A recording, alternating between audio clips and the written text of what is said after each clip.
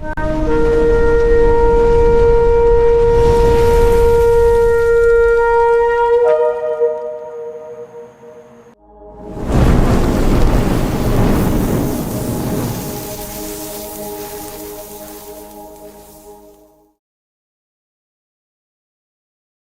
השם נעשה ונצליח. שיעור תורה, ברוכים הבאים. To all of the new faces, some of the older faces, Baruch Hashem, some faces we haven't seen in a while. B'ezrat Hashem, some more people are going to show up soon, because we have some nice, interesting B'ezrat Hashem cookies today. It's a special promotion, the B'ezrat Hashem cookies. I never thought in my wildest dreams I'm going to see B'ezrat Hashem cookies, Baruch Hashem. Baruch Hashem. But believe it or not, that's one of the things that shows, it's little things like that, that shows Ahavat Hashem. It shows that a person loves HaKadosh Baruch Hu. Why? Because, what are you doing it for? For a baking contest? No, you're doing it for the honor of Hashem, the honor of the Torah. The things that people have done throughout history for the honor of the Torah, sometimes they seem minimal, but Baruch Hashem, they end up becoming very big in Shamayim. Today's shiur will be for a refuah shlema for Levana bat Sarah, Sarah bat Levana, David ben Esriya, Doris bat Jora, Debbie bat Rachel, Ariel ben Debbie, also Elisheva Chaya bat Sarah, Yochevet bat Batya, Batya bat Sarah, Naomi bat Sarah. And all of Am Yisrael, B'ezrat Hashem, will have refuah shlema, refuat nefesh, refuat aguf. So I'm hoping that today you guys have some questions. We're here, and for those people that watch us online and always ask me, where are you located? We repeat it again, we are in Florida. We're in Florida, in what is it? Sunny Isles. Sunny Isles. Every Sunday and Wednesday we're here, Baruch Hashem. 9 o'clock. Usually we start around 9:15. Today we're at, we almost started at 9:15. We are considering possibly making the shiur an hour early, since the clock has changed. The sun goes down earlier in the day. And some of the people have said maybe if the shiur was earlier, because since the shiur is usually a couple of hours, then maybe if we started earlier, then more people will show up, because some people say, listen, I want to go, but the Yetzer Hara tells me that if I go there, by the time the shiur finishes, it's 11 something, by the time I get home, it's 12 o'clock, and then I don't have as much time to play on the internet. I mean, I don't have as much time to go to sleep. Everybody pretends like they go to sleep. I know they don't go to sleep because they text me at 3 o'clock in the morning. They text me at 2:30. They text me. And, they don't just text me like, hopefully I'll answer by tomorrow. They text me. If I don't respond 5 minutes later, they send me a question mark. They're like, everything okay? Nobody's going to sleep. But let's say, okay, we'll contemplate. We're contemplating giving in to see if it's going to work. Maybe we'll do one of the shiurim. We'll change one of the shiurim to an hour early, to start at 8. So stay tuned. Stay tuned. Maybe we'll make a change for next week. One of the shiurim, either Sunday or Wednesday, B'ezrat Hashem. We'll see. But I've done this before, so that's why I don't have such high hopes. Because I understand the Yetzer Hara, he tells you this, then you get what you want, and something else comes up. But B'ezrat Hashem, let's see. Maybe that is the turning point for at least one person. Maybe it is, B'ezrat Hashem. So I'm hoping you guys have some questions. Today is our questions and answers shiur. During the week, Baruch Hashem, the questions never end. There's questions from all over the world that some are difficult questions, some are easy questions, some are yes or no questions. Some questions I don't even know why people ask me. Because you could just simply press a couple of buttons on the internet and get an answer. But, Baruch Hashem, some people think I'm Google too. Maybe I should get royalty from Google, saving them, internet time. But B'ezrat Hashem, if the questions are going to help you in your life, ask. whatever the question is, whether it's about the parasha, or it's about a certain halacha, or it's a certain suggestion. You could pretend the suggestion is not for you, it's for your friend. We all have that friend. You know, my friend has this and this, and he doesn't know what to do. I have such friends also. Everybody has such friends. You don't have to be shy. We all have problems. It's not the end of the world. But anyway, the point is for you guys to ask some questions. Over the last few months, we've been doing this shiur. Baruch Hashem, there's been a lot of good questions and a lot of good clips made out of it. But if you don't have questions, then I'll give you some other things to talk about. But to give you a little bit of food for thought of what does it mean to honor HaKadosh Baruch Hu, what does it mean in Shamayim?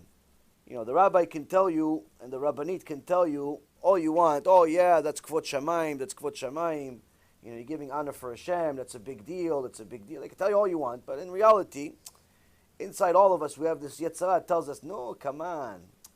Just go to sleep. What do you need to stay up an extra half hour to finish the shiur? No, come on. What do you need to push yourself that much? Just get to the minyan 5-10 minutes late. What's the big deal? No, come on. Why should you push yourself to stay awake? Take a nap during the shiur. You're tired. What's the big deal? Well, big deal. Hashem really cares about you out of all the people in the world. So, there were two famous tzadikot in Eretz Israel. Their husbands were the Gedolei Ador. And these two tzadikot were best friends. And, as you get older, you start having different conversations. You know, when you're a kid, you can't wait to grow up. You know, you can't wait to drive. You can't wait to get married. You can't wait to do things by yourself. You don't want anyone to help you. You get old, you keep looking for help. Can you help me with this? Can you help me with this? Can you come over? You know, it's life changes. Conversations change as you get older. And especially as people get much older, they start seeing some of their old friends are no longer in the world. They start thinking, reflecting on themselves, and they realize, I'm not going to be here forever. So these two tzadikot had a conversation between them, and they said, listen, we've been together for 50 years together, always together, 60 years together, always together. Doing all types of chesed, tzedakah, ma'asim tovim, all types of things. But who knows when we're going to go. So let's promise each other that whoever goes to Shamayim first comes back to the one that's still here in a dream and gives a little insight, what's going on. Okay. As you would have it, some time passed, and one of them passed away. Excuse me that I forgot their names, but this is a very well-known real story. And some time passed after she passed away, the tears dried up, and one day she appears to her friend in a dream. And she tells her, how is it up there? She says, it's unbelievable, Baruch Hashem, but I can tell you that they already told me about your Gan Eden. And your Gan Eden is much, much bigger than mine. Much bigger than mine. She says, what do you mean it's much bigger than yours? We always did everything together. Every tzedakah, every event, every baking challah, everything we did together. She goes, yes, we did it together, but do you remember that every time we wanted to give tzedakah to the poor people, you were always the one that went out of your way to reach out to give it to them, and I stood by you? She said, yeah. She goes, that's a big deal in Shamayim. So what do you mean? To just hand the money? To just reach out? She goes, yes, that reaching out, that extra effort, your Gan Eden and my Gan Eden are nothing alike. It's a world apart. That's what it means, Rabotai, in Shamayim, Kvod Shamayim, to honor Hashem, to honor the mitzvot, to honor the Torah. The smallest things that you can possibly think of are a big deal. But this also is on the opposite end. So, someone asked me a very scary question, and said, listen, we learned in the Gemara that the sin of Chillul HaShem is so grave, it's so horrible, that you cannot do tshuva for it until you die. Meaning, the beginning of tshuva for Chillul HaShem, for desecrating Hashem's name, you can't start doing tshuva for it. You can't pay for this sin until you die. And then it starts. Now what's Chillul HaShem? To give you guys a little bit of food for thought. Chillul HaShem is, let's say, for example, a bunch of Jews go to Beit Knesset, and one of the Jews decides to drive on Shabbat to the Beit Knesset, and he parks right next to the shul, and they see him. They see him driving on Shabbat, and he comes to the shul like he owns the place. He has his talit bag, his little kippah that he got from the Bar Mitzvah. He walks into the place. They saw him sin. That's Chillul HaShem. Why? Because by him driving on Shabbat, befaresya, in public, he made the Torah seem less significant. He made Hashem smaller. As if his mitzvot, his averot, all he said doesn't really make a big deal. I could do whatever I want. Hashem said, don't drive on Shabbat because it's millions of fires. I said I want to drive. Hashem will understand me. That's Chillul Hashem. Another example is, one time, a guy tells me, listen, why don't we go get something to eat? I was in the business world. I said, yeah, but I was in a business meeting, and the client told me, let's go eat something. I said, okay, you have any kosher restaurants? Yeah, I was in Houston. You have any kosher restaurants here? He says, what's that? I said, no, it's kosher food, it has to be, Jewish people. And he says, why, you always eat just this type of food? It's the same type of food? He goes, no, it's different types of food, but there's rabbis that oversee that the food was slaughtered the right way, prepared the right way. There's no worms and maggots and flies inside the salad. The animal wasn't shot in the head. It was slaughtered in a kosher way. It was salted. There's no blood in it. All types of things. He says, why does that matter to you? I said, because I eat kosher food. Why? He goes, all my other Jewish friends, they come with me to all the restaurants. We eat everything together. How come you're different? That's Chillul Hashem. That's Chillul Hashem. All of those Jewish people that went with him to all the restaurants, they gave the goy the impression that we are the same. That's Chillul Hashem. That's Chillul Hashem. Sometimes you see breaking news. The news loves to make fun of religious people, especially in Eretz Yisrael. Religious person, a little bit overzealous, saw somebody driving on Shabbat, picked up a rock on Shabbat and threw it at the car. News shows up, they're always there somehow, and they're reporting, religious people, what are they doing? They're a danger to society. What religious people? This one crazy kid decided to throw a rock. They pretty much give an image to the entire Judaism that this is what it is. That's Chillul Hashem. That's Chillul Hashem. Meaning that Chillul Hashem can be done by everybody. Whether you are secular or you are religious, you're old or you're young, it doesn't make a difference. If we do not constantly think that HaKadosh Baruch Hu is watching us, and we are, in essence, His representation in the world. If we look terrible, because we're doing terrible things, we're stealing, we're cheating, we're yelling, we're nasty people, we yell at the clerk at the airline because we missed a flight, but it's not really the clerk's fault. We start making a whole scene. We start, doing all types of bad things. Hashem says, you are making me look bad. You are desecrating my name. Because now people are going to think Jewish people are bad people. So that means that their creator is bad too. The Torah is bad too.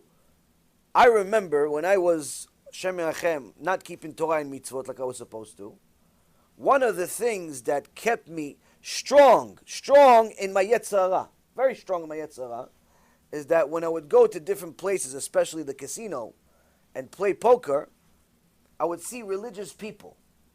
How did I know they're religious? Because they still wore the big hats. Like they didn't hide it. Still wore the kippah. Still had tzitzit outside. Like it wasn't like he was pretending he wasn't. No. Religious, him and 3-4 of his friends filling the tables. Playing this, that. Oh, Shavua Tov, how are you? Ma nishma? Oh, you Jewish? Oh, okay. Gambling. I thought to myself, this is kosher. This is kosher for me to never be religious. This is like my stamp. Why? I know that they're not supposed to be there. I don't have to be religious to know that. Because if you are representing that you are religious, that you are a soldier of God, What are you doing in a casino? I'm not representing God at that time. I'm representing myself, my ego, my own desires. I'm representing myself. I belong wherever I feel like it in my mind. But you, religious Mr. Religious, Mrs. Religious, what are you doing in such a filthy place? So when I saw them there, I said to myself, you know what? At least I'm not fake. At least I don't pretend. That's Chillul HaShem. That's desecrating Hashem's name. And the Gemara says that desecrating Hashem's name one time in your life, which all of us unfortunately have done it, once, twice, or even 1,000 times, without even realizing what it is, it's not like all of the other sins where you could just say, I'm sorry Hashem, please forgive me, and Yom Kippur helps you. Like if you ate tarif, you decide to have a bacon, egg, and cheese from McDonald's. You decided it was delicious. You had it. That's a sin. But if you said to HaKadosh Baruch Hu, I'm sorry, you gave some tzedakah, you did some good things, you promise you're never going to do it again, guess what? Hashem forgives. If you really did it in a high level of tshuva, you can even turn it into a mitzvah. Again, assuming you never did it again after that. Not you did it again tomorrow and said, I'm sorry, did it again the next day, and I'm sorry. Someone says, I'm going to sin, but they didn't say I'm sorry. I'm going to sin, then I'm going to say I'm sorry over and over again. It's like they're gaming the system. Hashem says, what's the punishment? Punishment is, I'm never going to let you do tshuva. That's the punishment, which is the worst punishment in the Torah. So now a person that does Chillul HaShem, Hashem says, you cannot do tshuva for it by saying I'm sorry. Not on Yom Kippur, not during the year, not during Vidui, nothing. This is very scary. Why? Because the Reshit Chochmah, Masechet Gehenom, says someone that dies with Chillul HaShem in his pocket, he comes to Shamayim with Chillul HaShem, Hashem Yirachem, what happens to him? What happens to her? A woman walks around immodest, and everyone says, oh yeah, that's the Rabbanit. That's the Rabbanit with the miniskirt. Doesn't even cover our nothing. It could qualify for a bathing suit. That's the Rabbanit. It's Chillul HaShem. She dies like this, Hashem Yirachem, what's going to happen? I don't have to give you the details. You could understand already. So now, what do? This is very scary. None of us want to go to Gehenom. None of us want to get punished. None of us want to, because all of us did this. At some point or another, all of us messed up. This big sin. In fact, the biggest sin. What do? One of the Talmidim, very, very serious kid, watches all the shurim, attends many of them, does everything possible to do tshuva every day, asked me this question. Now, Baruch Hashem, I learned the answer for this a few years ago from Rabbi Israel Salanter. Rabbi Israel Salanter was one of the Gedolei Ador, started the Musar movement almost 200 years ago. And he wrote in his one of his letters that was compiled by one of his students, Rabbi Isaac Blaser. Ohr Israel it's called. Very deep but extraordinary book. And he writes exactly what I just told you. This biggest sin in the world, we can't do tshuva for it, so if you did everything else fixed, but you still have to go to Gehenom for this one thing, doesn't seem fair. If I'm ready, I know I did it. What could I do? He says, first we have to understand what is Chillul HaShem. Chillul HaShem is not only just the biggest sin, it's not only bad. When you minimize God, when you minimize His Torah, when you minimize His significance, there is no power in the world that can fix that. Because He is unlimited. He is unlimited. How are you going to fix that? You're going to go back to all the people that you desecrated His name in front of them? He's so unlimited, He's so extraordinary that you dare to minimize His name. How do you fix such a thing? There's no power in the world to fix it. You can only fix it in a spiritual world that's after this life that is, unfortunately, unlimited in both good and bad. But Rabbi Israel Salanter gives us a clue, gives us a key, gives us a trick. He says, just like desecrating Hashem's name has unlimited magnitude and effect in the world, the opposite is true too. Kiddush HaShem. Sanctifying Hashem's name. Making Hashem's name more glorious.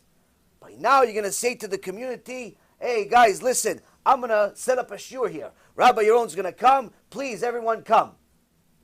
Yeah, we're all going to eat some donuts at so-and-so's house and watch some baseball. No. Forget the baseball. Forget the football. Let's learn Torah for a couple of hours. That's Kiddush HaShem. Why? You showed people baseball's nonsense, football's nonsense, stock market's nonsense, going to learn Torah at 9, 10, 11 o'clock at night. That's the big deal. You just made Hashem's name bigger.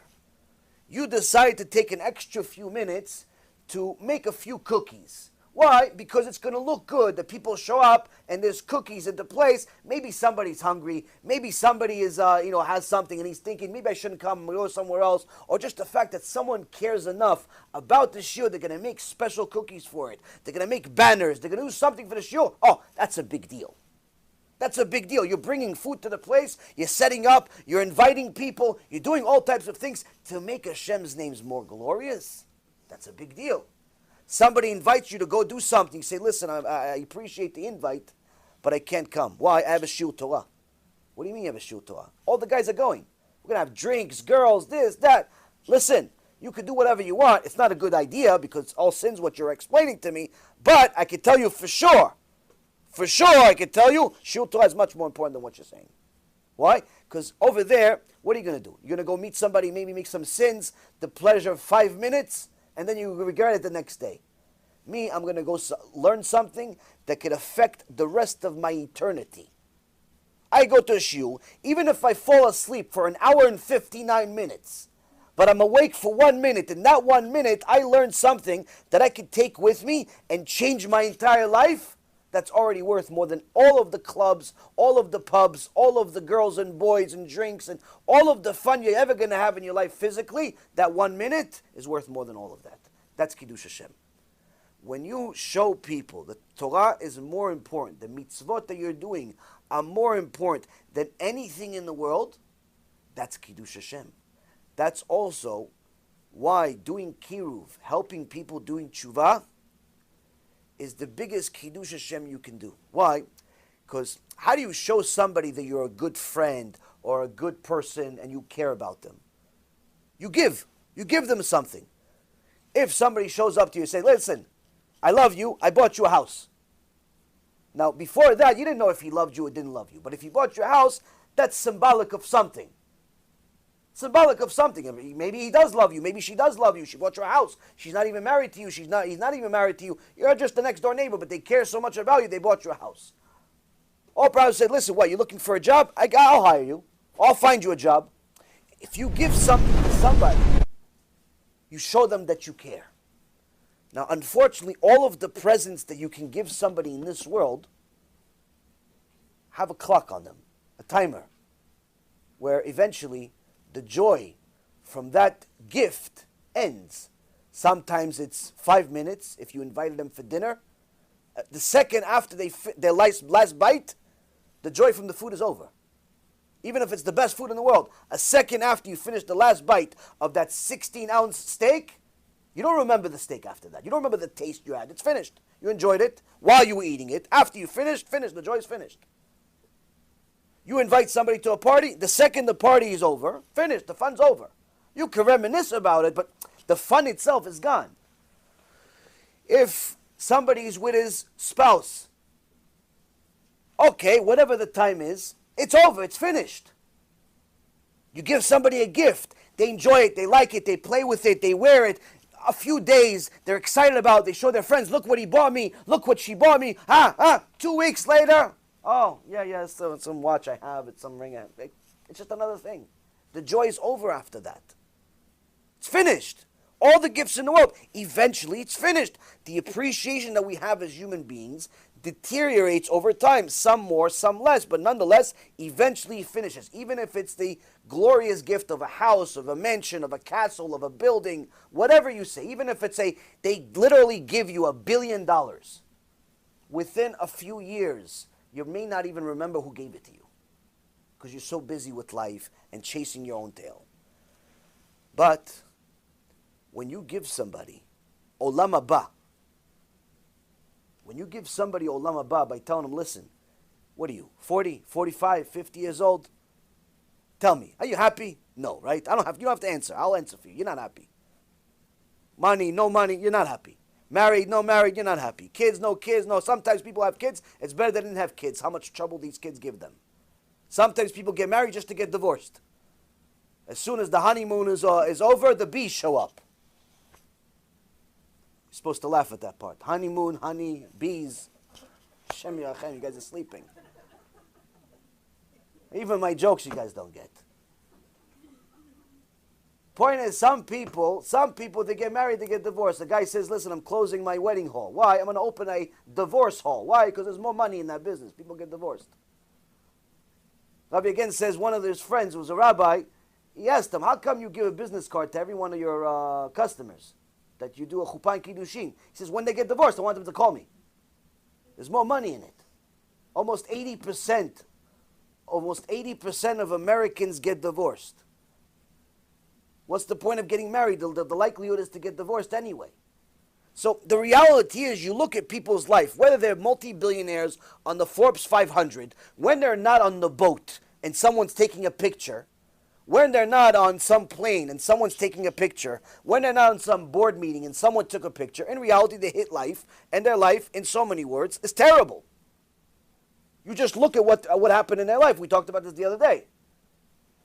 But when somebody is connected to HaKadosh Baruch Hu, they have a purpose that no one else can acquire unless they're also connected to HaKadosh Baruch Hu. Because happiness is it's a spiritual feeling. It's not something tangible. It's not something material. You cannot acquire happiness by buying it in a store. You cannot acquire happiness by acquiring certain assets.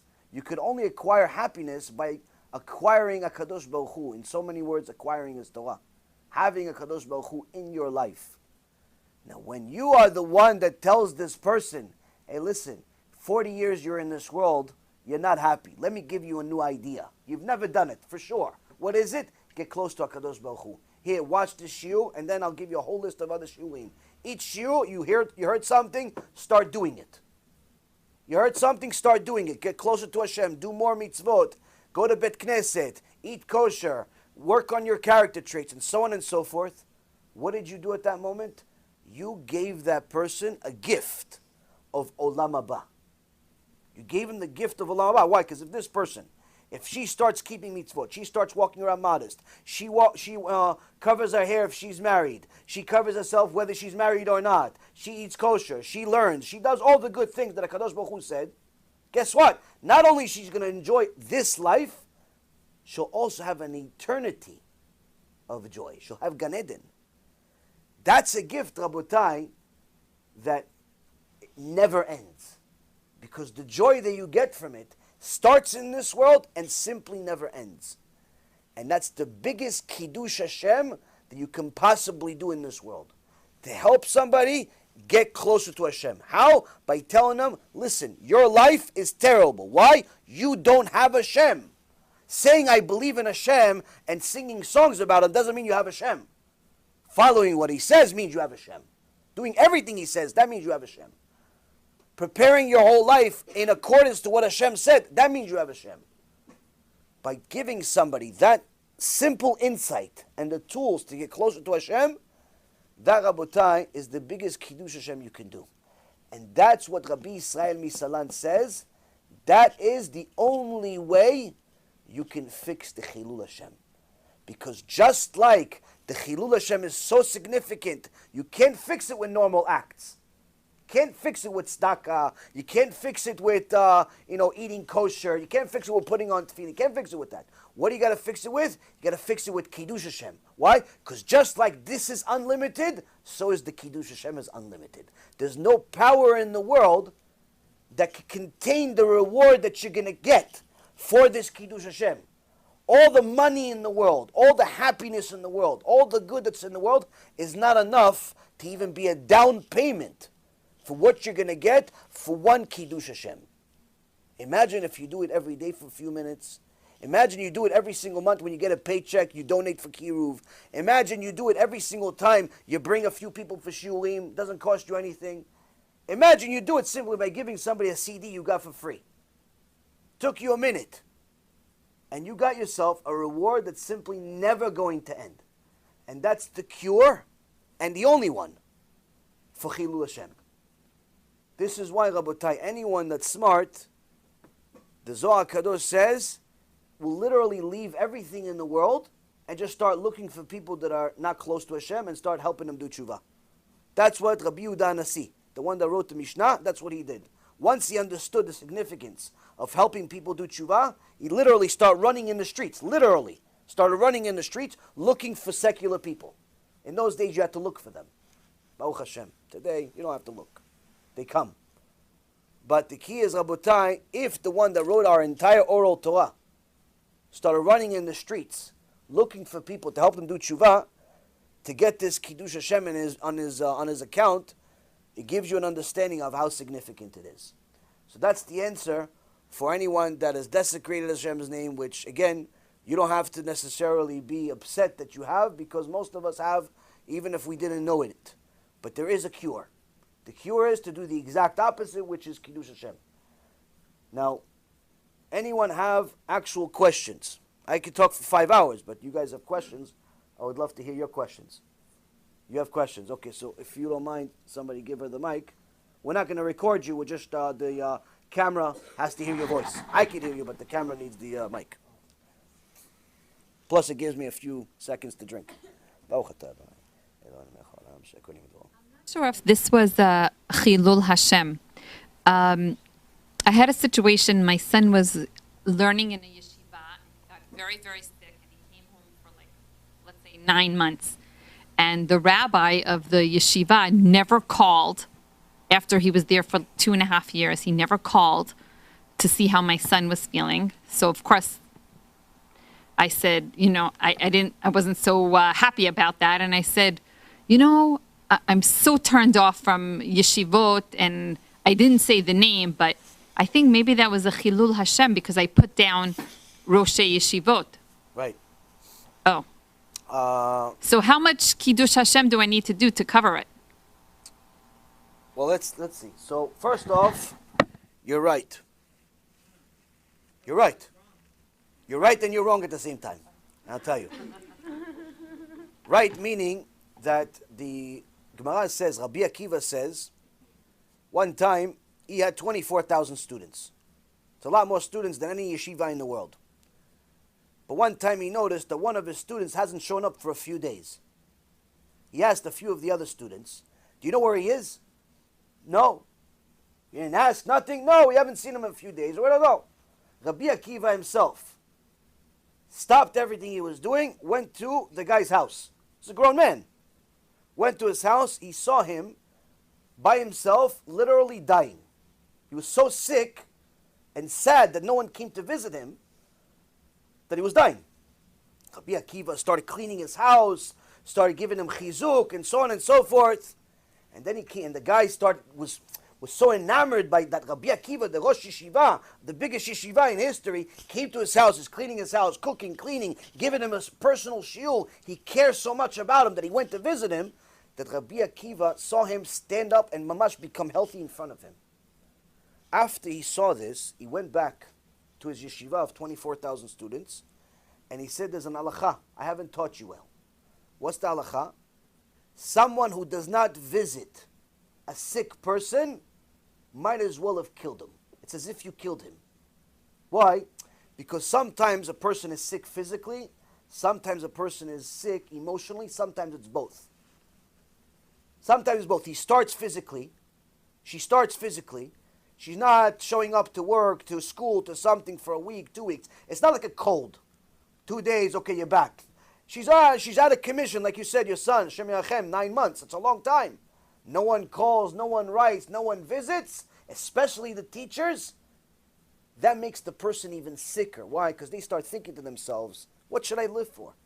No one cares about me anyway. I go to school with all these people, and no one cares, no one's visiting me, no one's writing. Even my teacher who said that he likes me, obviously he doesn't like me enough because I haven't shown up. He doesn't like me that much. He doesn't even notice that I'm there. You start losing your own will to live to some extent. Rabbi Akiva says that's almost like you murdered him by not visiting him. So on that aspect, you are 100% right. They made a huge mistake. Huge mistake. I'm not saying they're supposed to come to your house every day and bake you cookies, but to visit, to call, to write, to do something, That's a responsibility of any Jew, needless to say, Rosh Yeshivot that learns Torah and other teachers. So on that aspect of it, that you are disgusted by it, you're right. So is Rabbi Akiva, and so is HaKadosh Baruch Hu, is disgusted by people that forget to actually fulfill the Torah that they're teaching, fulfill the Torah that they're learning. If you're not going to fulfill it, HaKadosh Baruch Hu says, if you're going to teach something, but you yourself are not going to do it, the Gemara says it was better off you would have been strangled by your mother's umbilical cord and never came to the world. Charif, mamash, like HaKadosh Baruch Hu hates such things. Being hypocrites, especially when it comes to Torah, HaKadosh Baruch Hu is disgusted by it. So on that aspect of it, you are 100% right. Where are you wrong? You're wrong in the aspect where you simply decided that yeshivot are this. That this is the representation of the Torah. That the Torah, if you do this, the yeshivot, you learn Torah, that's what you're going to get. And that is the mistake. That's the mistake.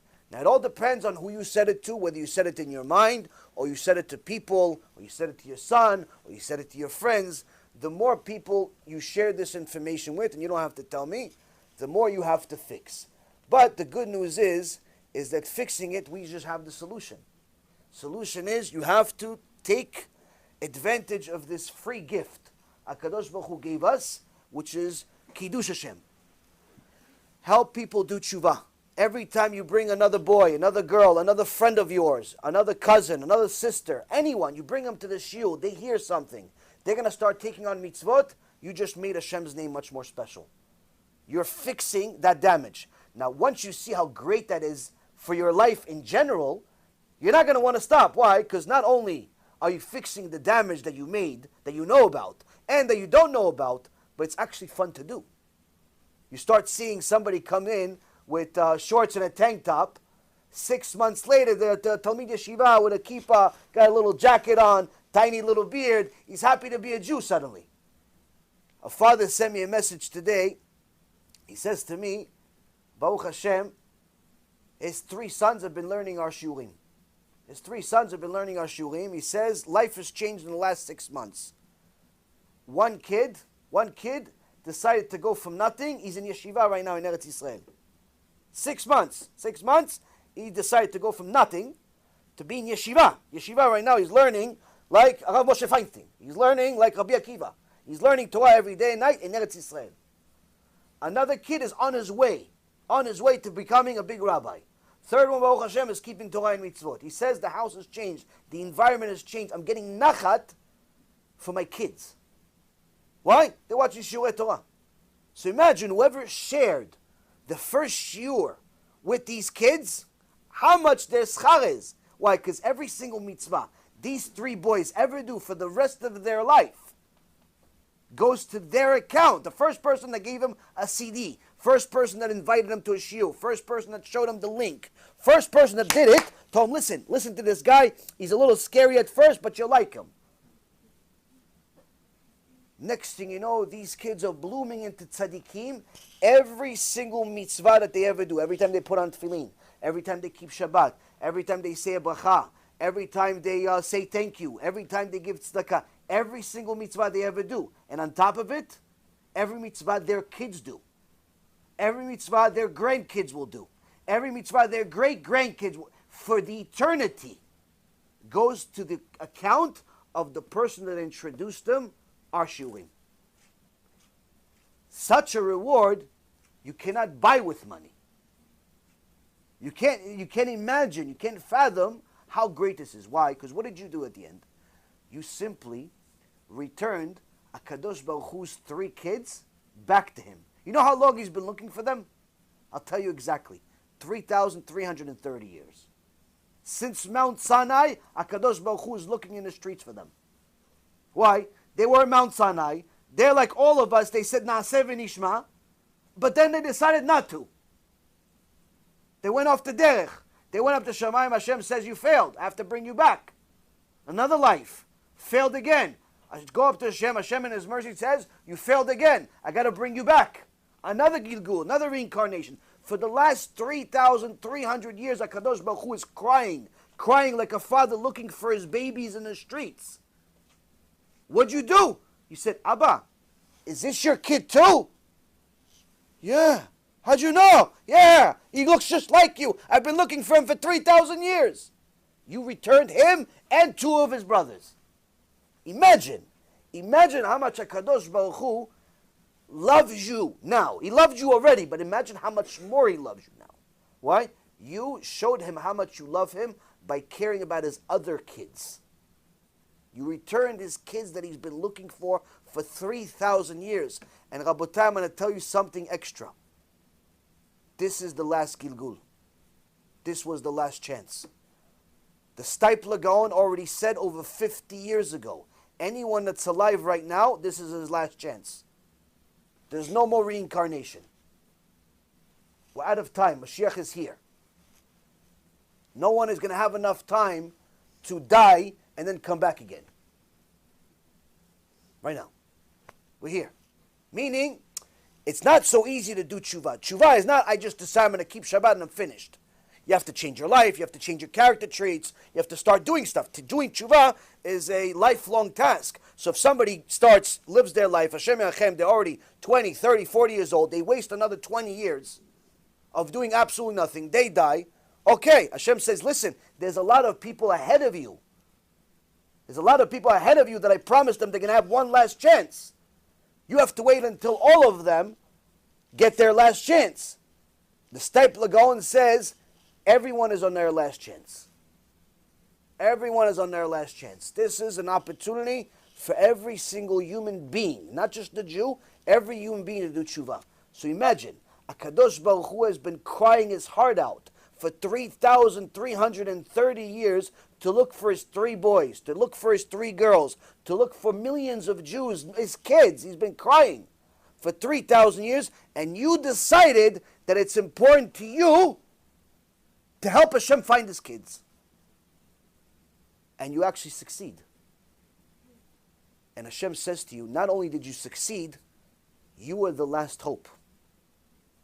If it wasn't for you bringing them to the shiur, if it wasn't for you helping them do tshuva, unfortunately, they would have been lost permanently. Hashem Yirachem. That's the magnitude of how much Kiruv is worth in this generation. This is why anyone that's wise simply invests their time doing Kiruv in any way, shape, or form. If you have money, you donate money. These lectures are free, but they cost money. There's employees. We don't eat man from Shamayim, Baruch Hashem, not yet. You know, it costs money. Employees, the videos, the cameras, all the different stuff costs money. If you have money, you don't work for free like me, then you can donate. You don't have any money, you're barely making it, no problem. You can make cookies. You get some dough for a few dollars, you make a cookie. You have more than that, you could also invite people. That's what the girls in the back are doing. They're inviting their friends, they're inviting their community. Whether they listen or not is not your business. You try. You try. A woman asked me the other day, she heard in a shiur that the Gemara says, Nashim, women, what do they go to Gan Eden for? What do they go to Gan Eden for? They don't learn Torah like guys. At least they're not supposed to. I mean, supposed to learn the basics, but they're not obligated to learn Torah Yomam Valayla. They're supposed to know the basics. In this generation, the basics is already a lot. But the point is that what do women go to Gan Eden for? So the Gemara says they go to Gan Eden for sending their husband to shiur Torah, to learn Torah, and for sending their kids to learn Torah. That's what they go to Gan Eden for. So a woman asked me, she's like, listen, I have a problem. What's the problem? Okay, my kids, I'm sending them to yeshiva, but my husband, he doesn't want to learn. He wants to be an Am Haaretz. He wants to watch sports. He wants to hang out with his friends. He doesn't want to learn. I tell him, come, he doesn't want to go. So what, I'm not going to go to Gan Eden because of my Batlan husband? That's not fair. I'm doing mitzvot. I have my hair covered. I Shabbat. I make 18 dishes, salads, this, that, not even catering. No, so how come I'm not going to go to Gan Eden? It's not fair. I said, wait, hold on a second. Understand. HaKadosh Baruch Hu says, sending them to the shiur, sending them to yeshiva, meaning try your best. He didn't say succeed. He didn't say they go to Gan Eden if their husband turns into a big tzaddik.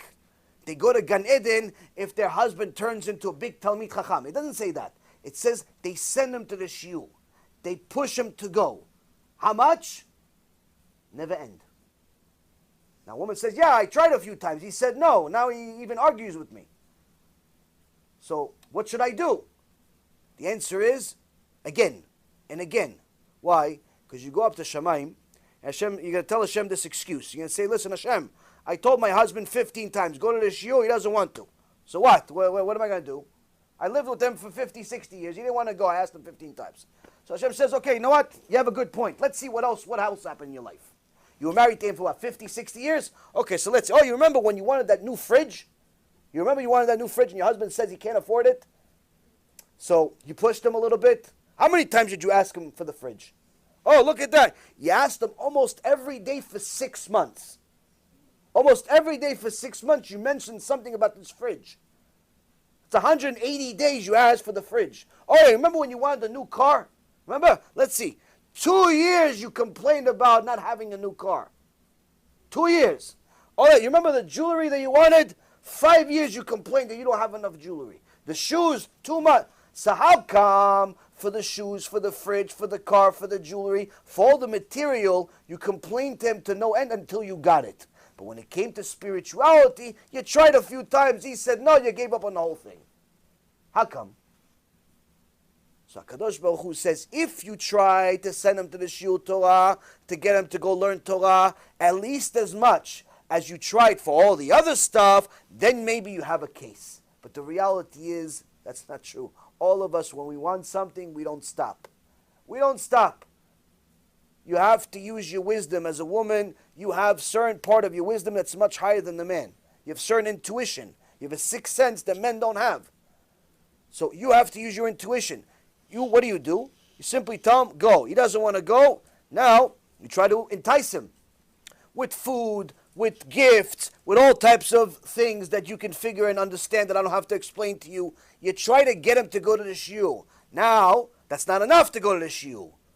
That's not enough. What else? When he comes back from the shiur, you wait for him, even if it's 2 o'clock in the morning. Why? Because it's important for you. And you tell him, honey, I waited for you. Look, I made you this food. I figured it's 2 o'clock in the morning. You just came back from learning. You're probably hungry. I made you your favorite dish. Tell me what you learned for 5. Oh, I'm tired, honey. Okay, 2 minutes while you're eating. Okay, I'll tell you while I'm eating. You showed them that this shiur, this Torah, is more important to you than anything else in the world. I don't want another house. I don't want another car. I don't want more jewelry. I want you to go learn Torah. Why? Because when he does all the other stuff, you don't cook him special meals all the time.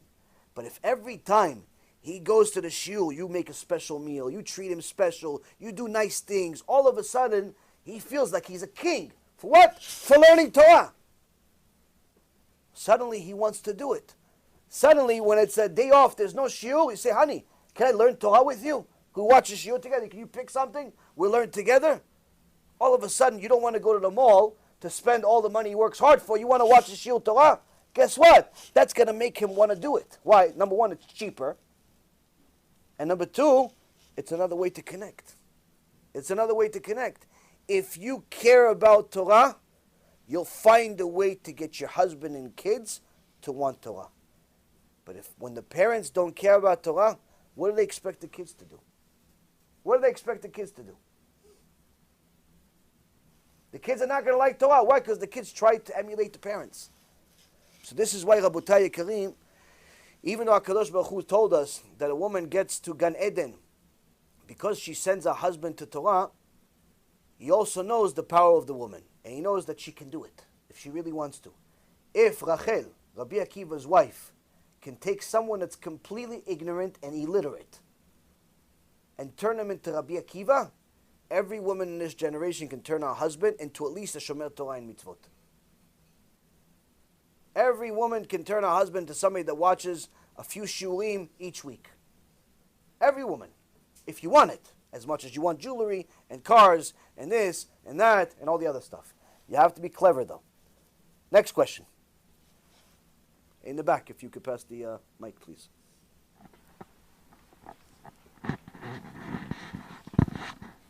I know some of surgeons that it involves them seeing immodest women. And I asked my friend about it, and she said it's fine because it's the way he makes money, but he also claims he's religious. Is that allowed? Okay, so doctors that are dealing with women, there's two types. There's a doctor that's, let's say, for example, a heart surgeon or a spinal surgeon or some type of other medicine where his profession is needed for the sake of saving human life or improving human life in general. Of course, he's going to see people in an inconvenient way, in an embarrassing way. But Chazal says this is permissible, number one, because human life is more valuable than anything else. One second, I'll answer both sides of the question.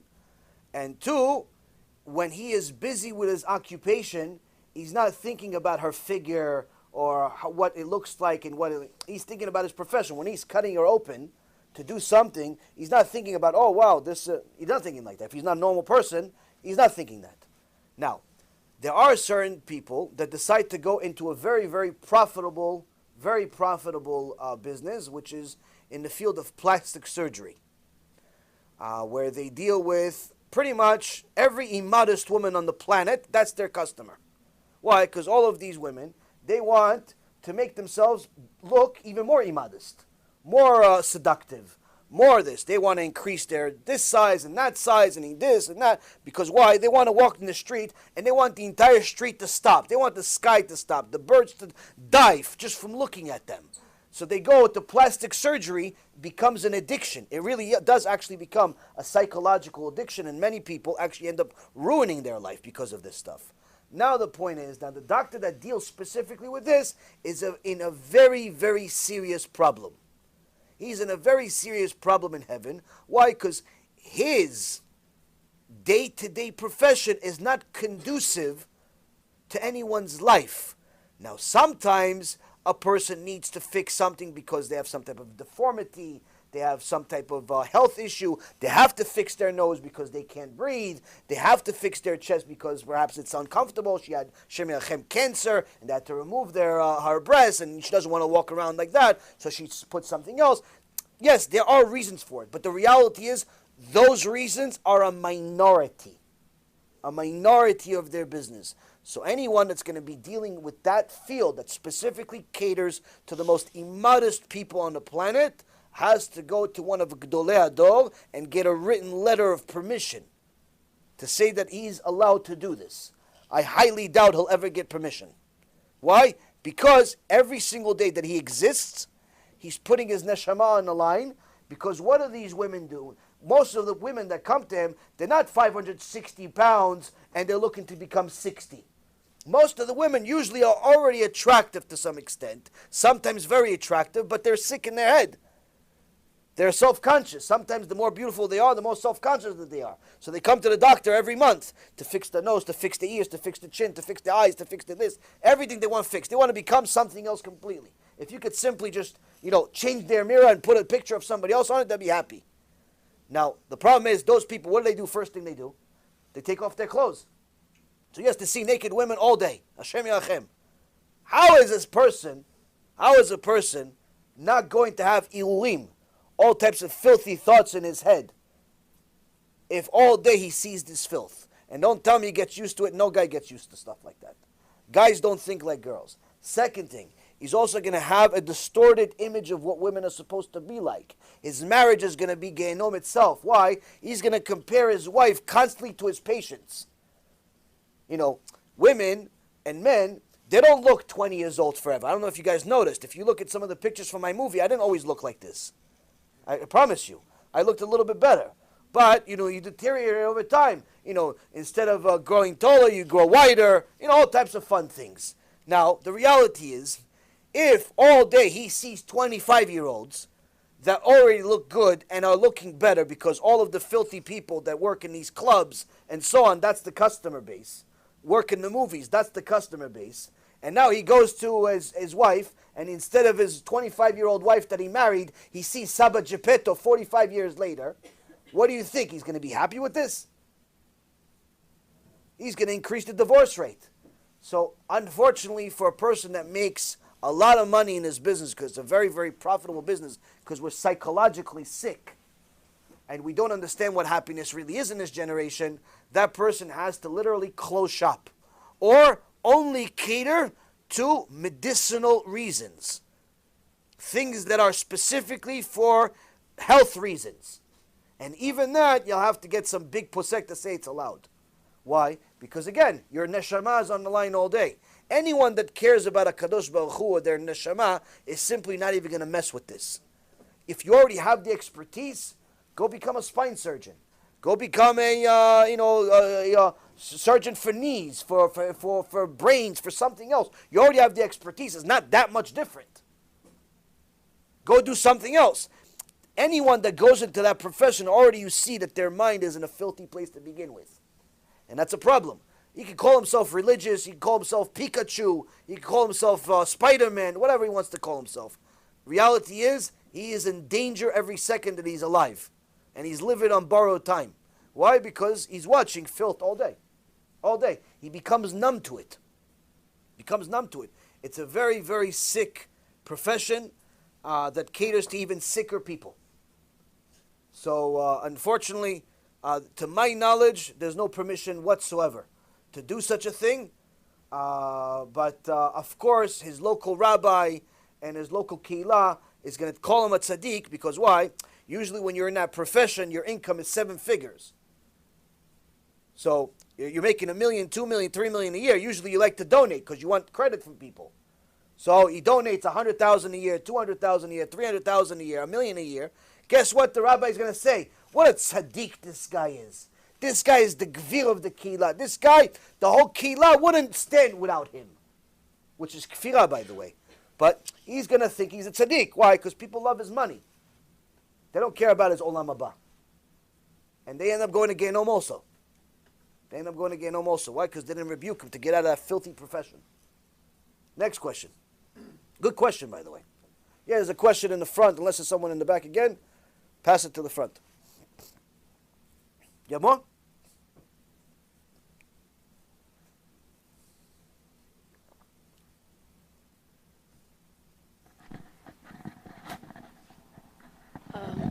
I know some kids who think that putting on tefillin is like a burden, and I usually try to tell them it's hurting God to stop, but usually they don't listen because they're too tired, usually in the morning, stuff like that, Right. and they think that also praying is like a burden.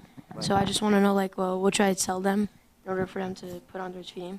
So in the beginning, when a young boy or even a older boy or older man or older woman first starts doing mitzvot, it is very, very important for them to learn as much as possible about the reasons behind this mitzvah. Even though the only reason why we do everything is because Hashem said so, the sages have given us many, many different ta'amim, meaning different tastes and hints of why Hashem instilled this mitzvah in addition to His will. So, for example, when HaKadosh Baruch Hu created the world, some say He created the world only for Avraham Avinu. That's how righteous Avraham Avinu was. Now, Avraham Avinu, which from him started Am Yisrael, he one day went to a war with a bunch of kings, millions of soldiers, him and Eliezer, 2 people. Some say it was 318 people, but nonetheless, very few against very many. And they won. How did they win? He simply used the Kadosh Baruch Hu's name. Every time he took some sand from the ground, he threw it in the air. Avraham Avinu took sand from the ground. You get it on the beach, you get it anywhere. Took sand from the ground, threw it in the air. Every one of the grains from the sand turned into a rocket. That's all he had to do. He didn't even have to move. He simply took it, threw it, every grain of sand, trillions and trillions of sands, rocket, and every one of them hits. There's no one misses. 5 minutes, he wins the battle. So now, after he wins the battle, the king of Sodom comes out of his hiding spot, because he was one of the captured people, and he tells Avraham Avinu, here, take all this money, take this, take that. Avraham Avinu says to him, I would not even take a shoelace from you. So you should never ever think in your mind and say that you are the one that made Avraham Avinu rich. Because anything that I have is only from HaKadosh Baruch Hu. I don't even want that warped thought in your head. I wouldn't even take a shoelace from Chazal says in the Gemara, when Hashem heard his son Avraham say that he's not even willing to take what he's entitled to technically. He's entitled to getting the share of the reward. He won a war and everything. He says he wouldn't even take a shoelace from an unkosher person. Hashem says, I'm going to give your descendants a mitzvah that's going to be an endless reward every single time they do it. What's the mitzvah? Mitzvah of tefillin.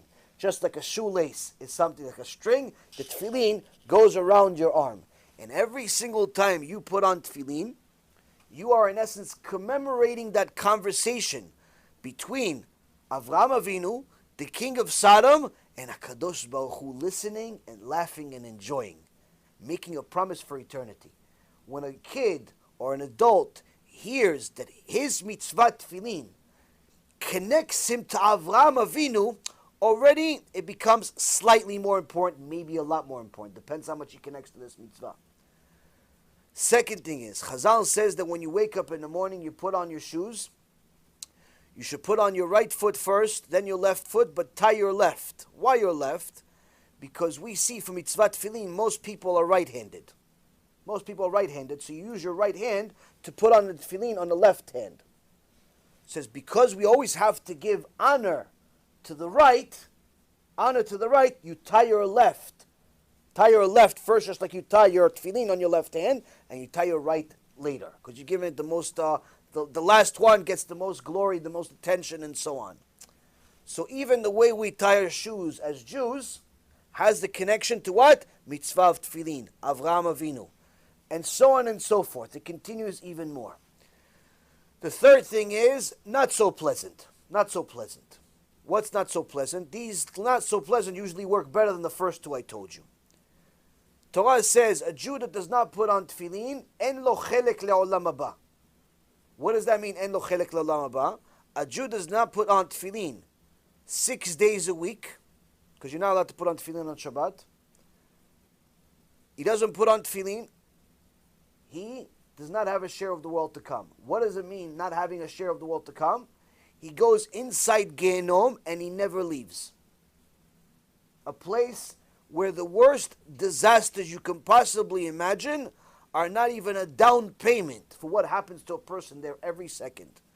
Someone asked the Gaon Mivilna, someone asked, this is written in one of the Chafetz Chaim's books, someone asked the Gaon Mivilna, this Sefer, Reshit Chochmah, that was written 400 years ago by Mekubal, it gives details of what happens to Gehenom, all types of malachim, this, that, destroying people, all that stuff. Kvod Arav, what do you think of this Sefer? The Gaon Mivilna said, what? He said exactly what happens there. Kepshuto. He says simply what he wrote is exactly what happens there. No exaggeration. You want to know what happens there? Watch my shiur called Gehenom. After that, if you didn't have Yirat Shamayim, you're going to be more scared than I am even. Why? Because it's going to be the first time you ever heard such things. Rabotai, a person that simply takes one of the covenants that HaKadosh Baruch Hu made with Am Yisrael. There's 3 covenants. There's Shabbat, there's the Brit, which is not only Brit Milah, but watching a Brit, and there's the Brit of the Tefillin. Takes one of the covenants and simply forsakes it, HaKadosh Baruch Hu says, you are cutting yourself away from me. So now, if you didn't want to do it because you don't care about a connection to Hashem, to Avraham Avinu, to all that stuff, okay, now you're going to do it because you don't want to go to Gehenom. Sometimes that works a lot better than the nice stuff. Why? Because that's our nature.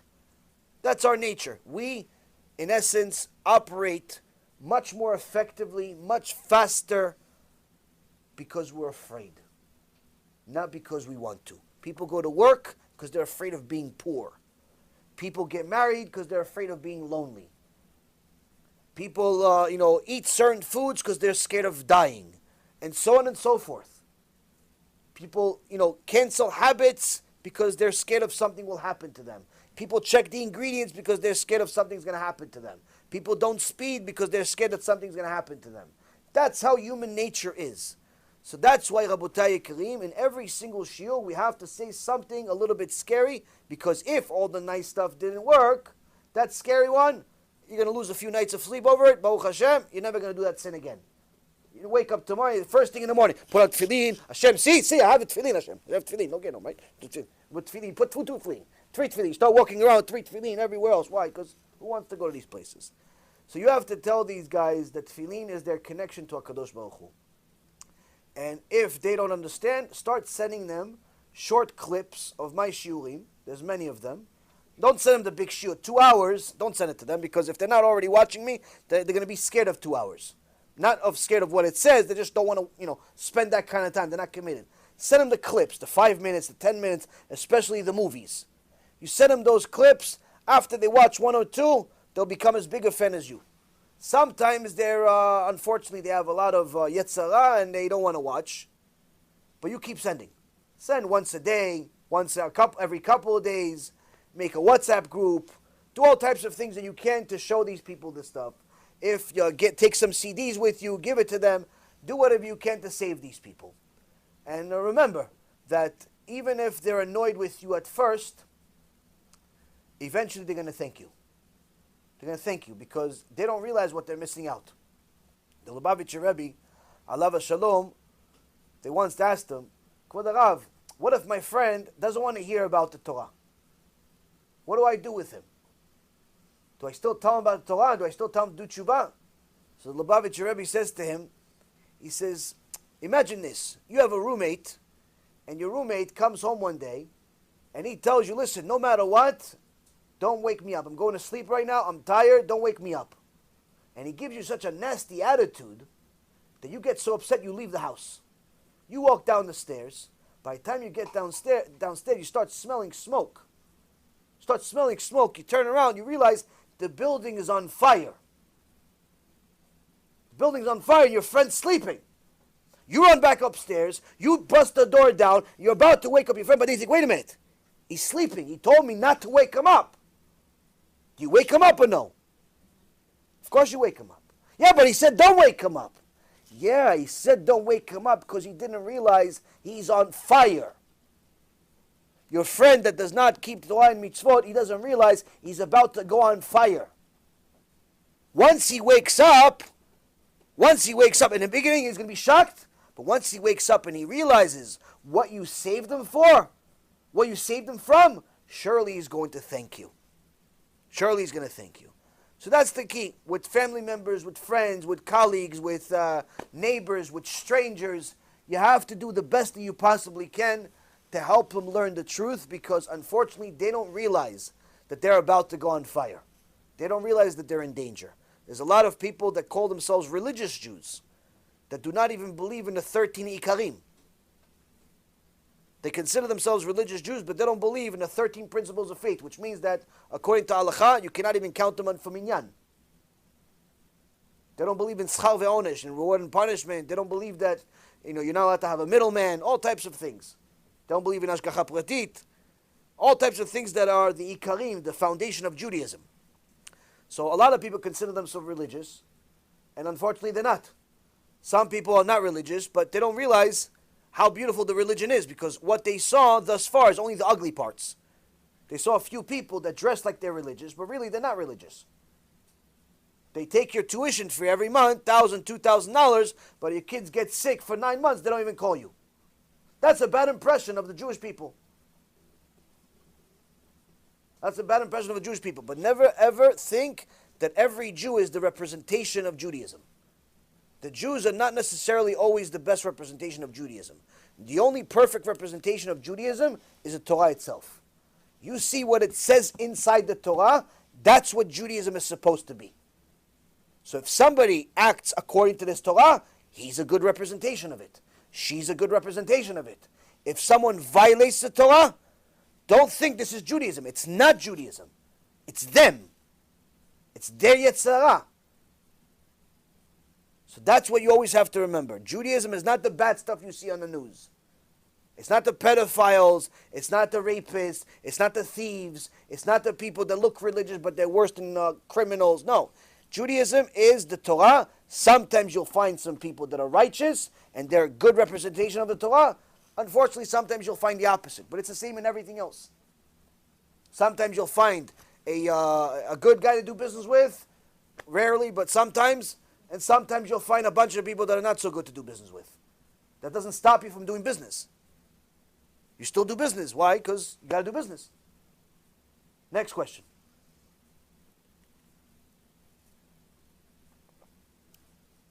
Joshua, I have something? Oh, in the back. Yeah, give it in the back. Go ahead.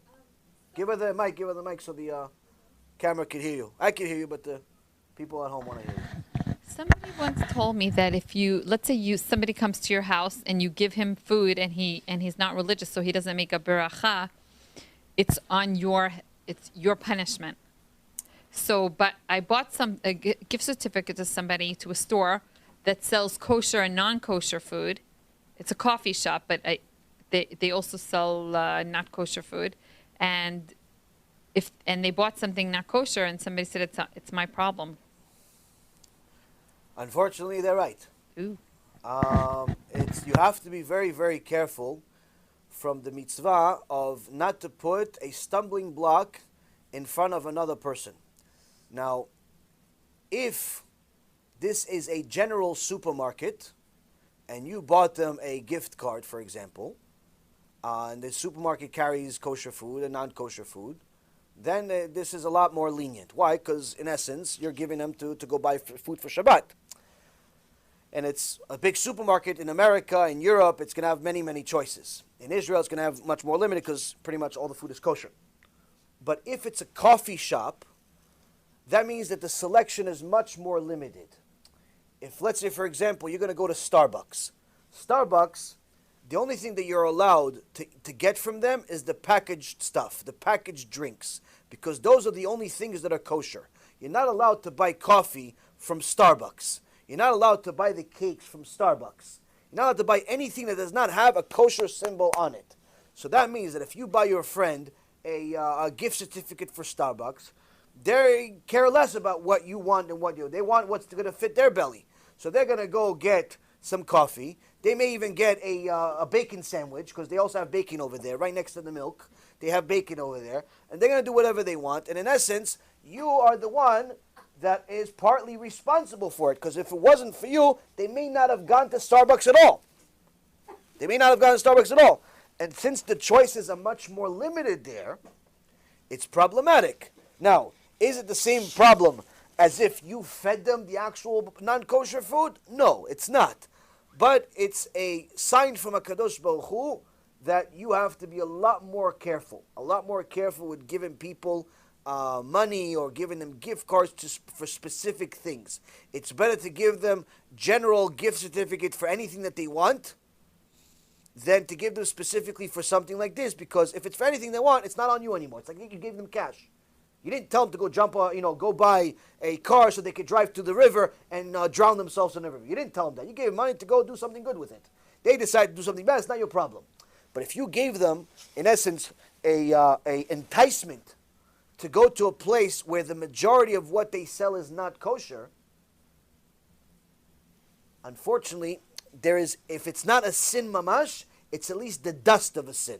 Meaning, you still have something on there. It's like, what is it like? It's like, imagine you have a really, really nice piece of clothing, a dress or suit or something, and something happened and like some paint or something, dye went on it, and you took it to the dry cleaner, and the dry cleaner says, listen, I'll do my best. I'll do my best to fix it. And he does his best. He works on it for a week.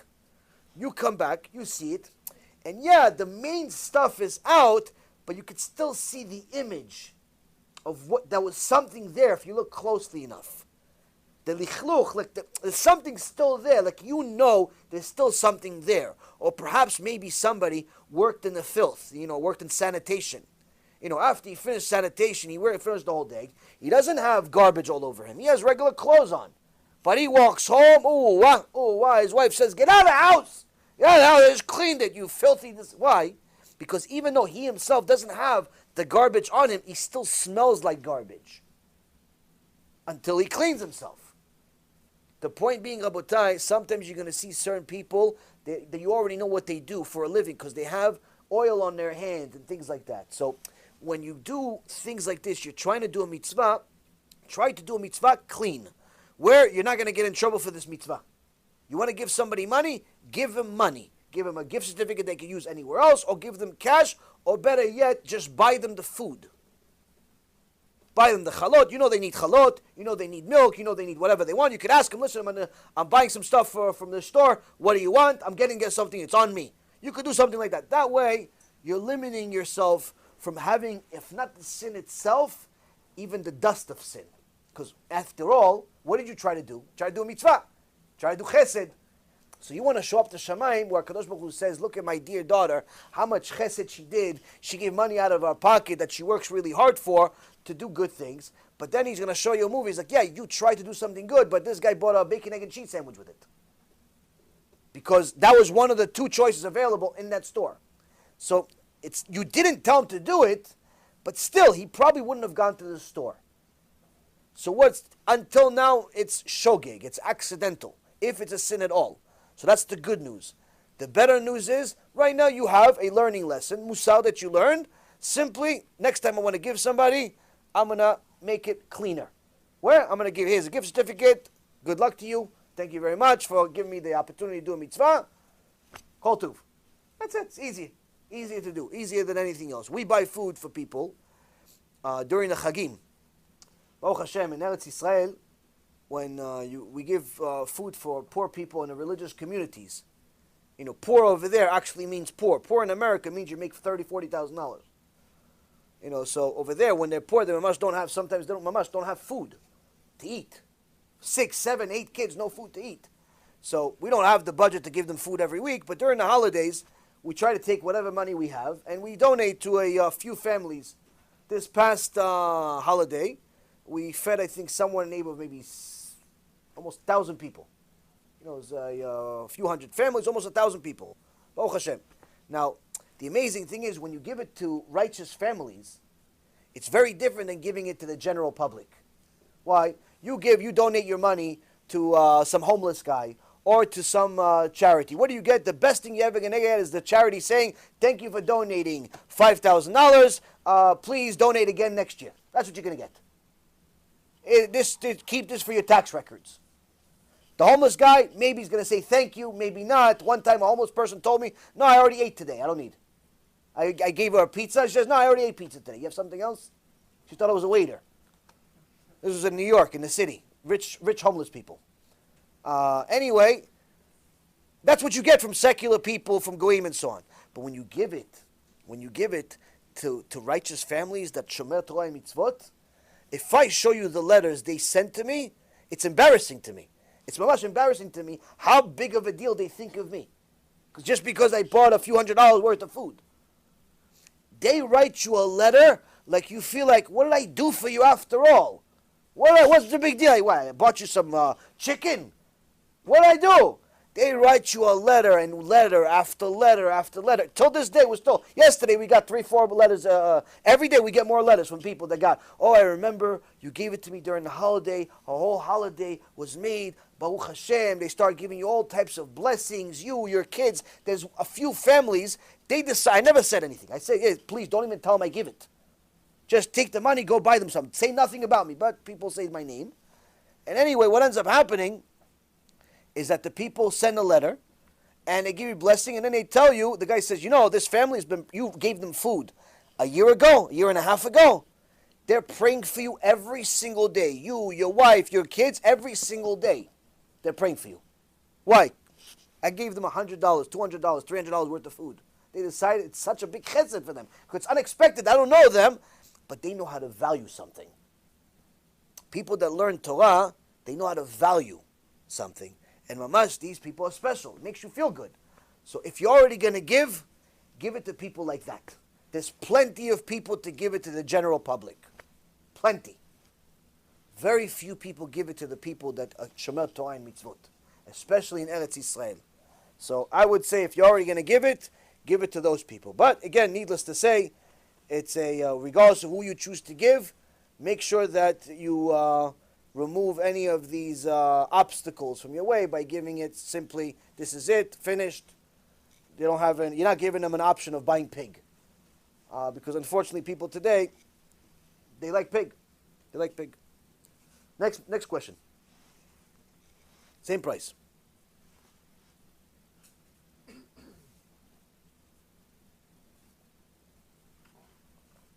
You have a question here in the front, in the back?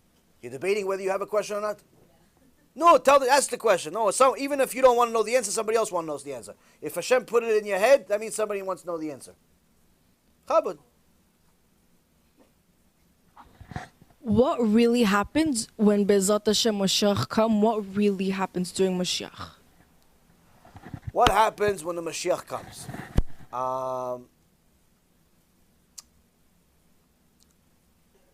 Okay. You guys really want to sleep tonight, huh? I'm going to give you a short version of it. The prophets say in a few places that either 3 days before Mashiach comes or the day the Mashiach comes, Eliyahu Navi is going to arrive and announce the Mashiach is here, and the entire world is going to know this is Mashiach, meaning it's not going to be a debate. That's also one of the proofs that we know that he hasn't come already. Not in a version of J.C. Penney, not in a version of some rabbi, not in a version of some people that send me emails and tell me they're Mashiach, even though they're not even Jewish, and sometimes not even males. I have some woman that sends me emails, tells me she's the Mashiach. All types of crazy people. The way we are going to know the Mashiach is that the entire world, not just the Jewish people, everyone is going to know this is Mashiach. Without a doubt. There's not going to be any doubts anymore. Why? Because he's going to have a power that HaKadosh Baruch Hu is going to instill in him, where he's literally going to be able to change nature. Now, this may happen 3 days after Eliyahu Navi. This may happen the same day Eliyahu Navi comes. But nonetheless, he will come. Before Mashiach comes, there's going to be a war called Gog uMagog. This war is going to be an enormous war, bigger than any other war that's ever been on earth, that's going to make the Holocaust, Hashem Yirachem, look like child's play. At some point, the Ishmael, the Arabs, and the Edom, the Christians, are going to go into a war. It's going to be a world war. They're going to fight each other. A lot of people are going to die. But then they're going to decide that really the whole thing is the Jewish people's fault. So both of them are going to stop fighting each other, and they're going to attack the Jewish people in Eretz Israel. Some say that after this, the Jewish army, the missiles, the technology, everything that they have is not even going to last a few minutes. And unfortunately, unless Hashem has some special miracles and mercy planned for us, the land is going to be taken over for 9 months. Rahman al-Itzlan. 9 months we're going to be under the control of pretty much the worst thing that's ever hit Am Yisrael. Hopefully it's less. Hopefully it doesn't even happen. But nonetheless, that's what the prophets say. Now, during this nightmare, people are going to be put to the test. The biggest test they've ever seen. Whatever they've experienced or they even heard about is going to be insignificant. And the reason why is because during this time, 2/3 of the world is going to die instantly. Some Chachamim say it's going to be done within a matter of 8 minutes. When it was written thousands of years ago, it sounded like a joke. Today, everyone knows that's not a joke because we have atomic bombs, we have biological weapons and so on, and it's very, very possible and actually easy for all of that to happen in even less time. One country presses the button, everybody else reciprocates. If Donald Trump presses the button because he got mad, or if the guy from India presses the button, or the guy from Russia presses the button, the guy from China presses the button, once one person presses the button, the other countries must retaliate with the same exact button, which means it's going to be a nuclear war. Within a matter of minutes is the end of the world. 2/3 of the world, according to the prophet Zechariah, it says it in chapter 14, 2/3 of the world is going to die. The last third are going to be people that are going to be given their last chance. Their last chance to become glued to Hashem. Their last chance, it's bothering me, my nose. Their last chance to be glued to Hashem, the last chance to do tshuva, the last chance to do everything. But also their last chance to be Reshaim. Because a certain section of those people are going to be the Erev Rav. They're going to be Jewish people. Jewish people that are going to hate the Torah, even if sometimes they're rabbis. But in reality, they hate the Torah. They hate everything it stands for. They hate the Emet. And they're going to fight the Mashiach when he arrives. Thank you. It's okay. They're going to fight the Mashiach when he arrives. During this time, Mashiach is going to arrive and he's going to fight the whole world. Not with weapons, not with tanks, not with missiles. With simply the word of Hashem. The last third of people that are going to survive are going to be tested, the prophet says, like a Kadosh Baruch Hu refines gold and silver. He's going to refine the remaining third. Meaning, whoever is alive is not going to have an easy time. So much so that the most righteous people that ever lived, like the rabbi of Rabbi Akiva, Rabbi Eliezer ben Hokinos, says in the Gemara Masechet Sanhedrin, I want the Mashiach to come. I just don't want to be alive when it's happening. Because of how scary it's going to be and how big the test is going to be. Now, this war is going to happen. The last third of people are going to be tested and refined. Everyone is going to choose a side. If you haven't chosen a side before that, most likely you're going to choose the bad side. If you've chosen a side that's the good one, most likely you've chosen it before it. There's not going to be that many people that are able to do tshuva during this 9 months. Not many people did tshuva inside the Holocaust. This will be worse. Now, at that moment, Mashiach arrives, everything changes. He's going to go to war with everyone. But the biggest enemy is not going to be Ishmael. It's not going to be the Arabs. It's not going to be Esav. The biggest enemy is going to be Amalek. Who's Amalek? We have a mitzvah in the Torah, limchot et Amalek, to destroy Amalek. Amalek is a certain people that HaKadosh Baruch Hu created to torture Am Yisrael throughout all of the generations. And one time we went to war with them in a desert, and Yeshua ben Nun almost beat them. Almost beat them. It was the most extraordinary war, the Midrash Me'am Loeh says. It was the most extraordinary supernatural war that's ever been. Even bigger than Gog Magog, because it was a war of superpowers. Both sides, the Jews and Amalek, were using superpowers. The Amalek had power to know when people would die. So they would simply send the soldiers to the battle that they knew wouldn't die. So you're stabbing the guy 1,000 times and he can't die. Imagine fighting somebody like that. Superpowers. Point being, Rabotai, is Yeshua ben Nun, to the power of the Torah, almost beat them, until Hashem told Moshe, go tell Yeshua ben Nun, stop. Stop the war, I want to keep them alive. Why? Because I promise you, this will be one of the promises I'm going to fulfill when Mashiach comes, which is to destroy them myself. Destroy Amalek.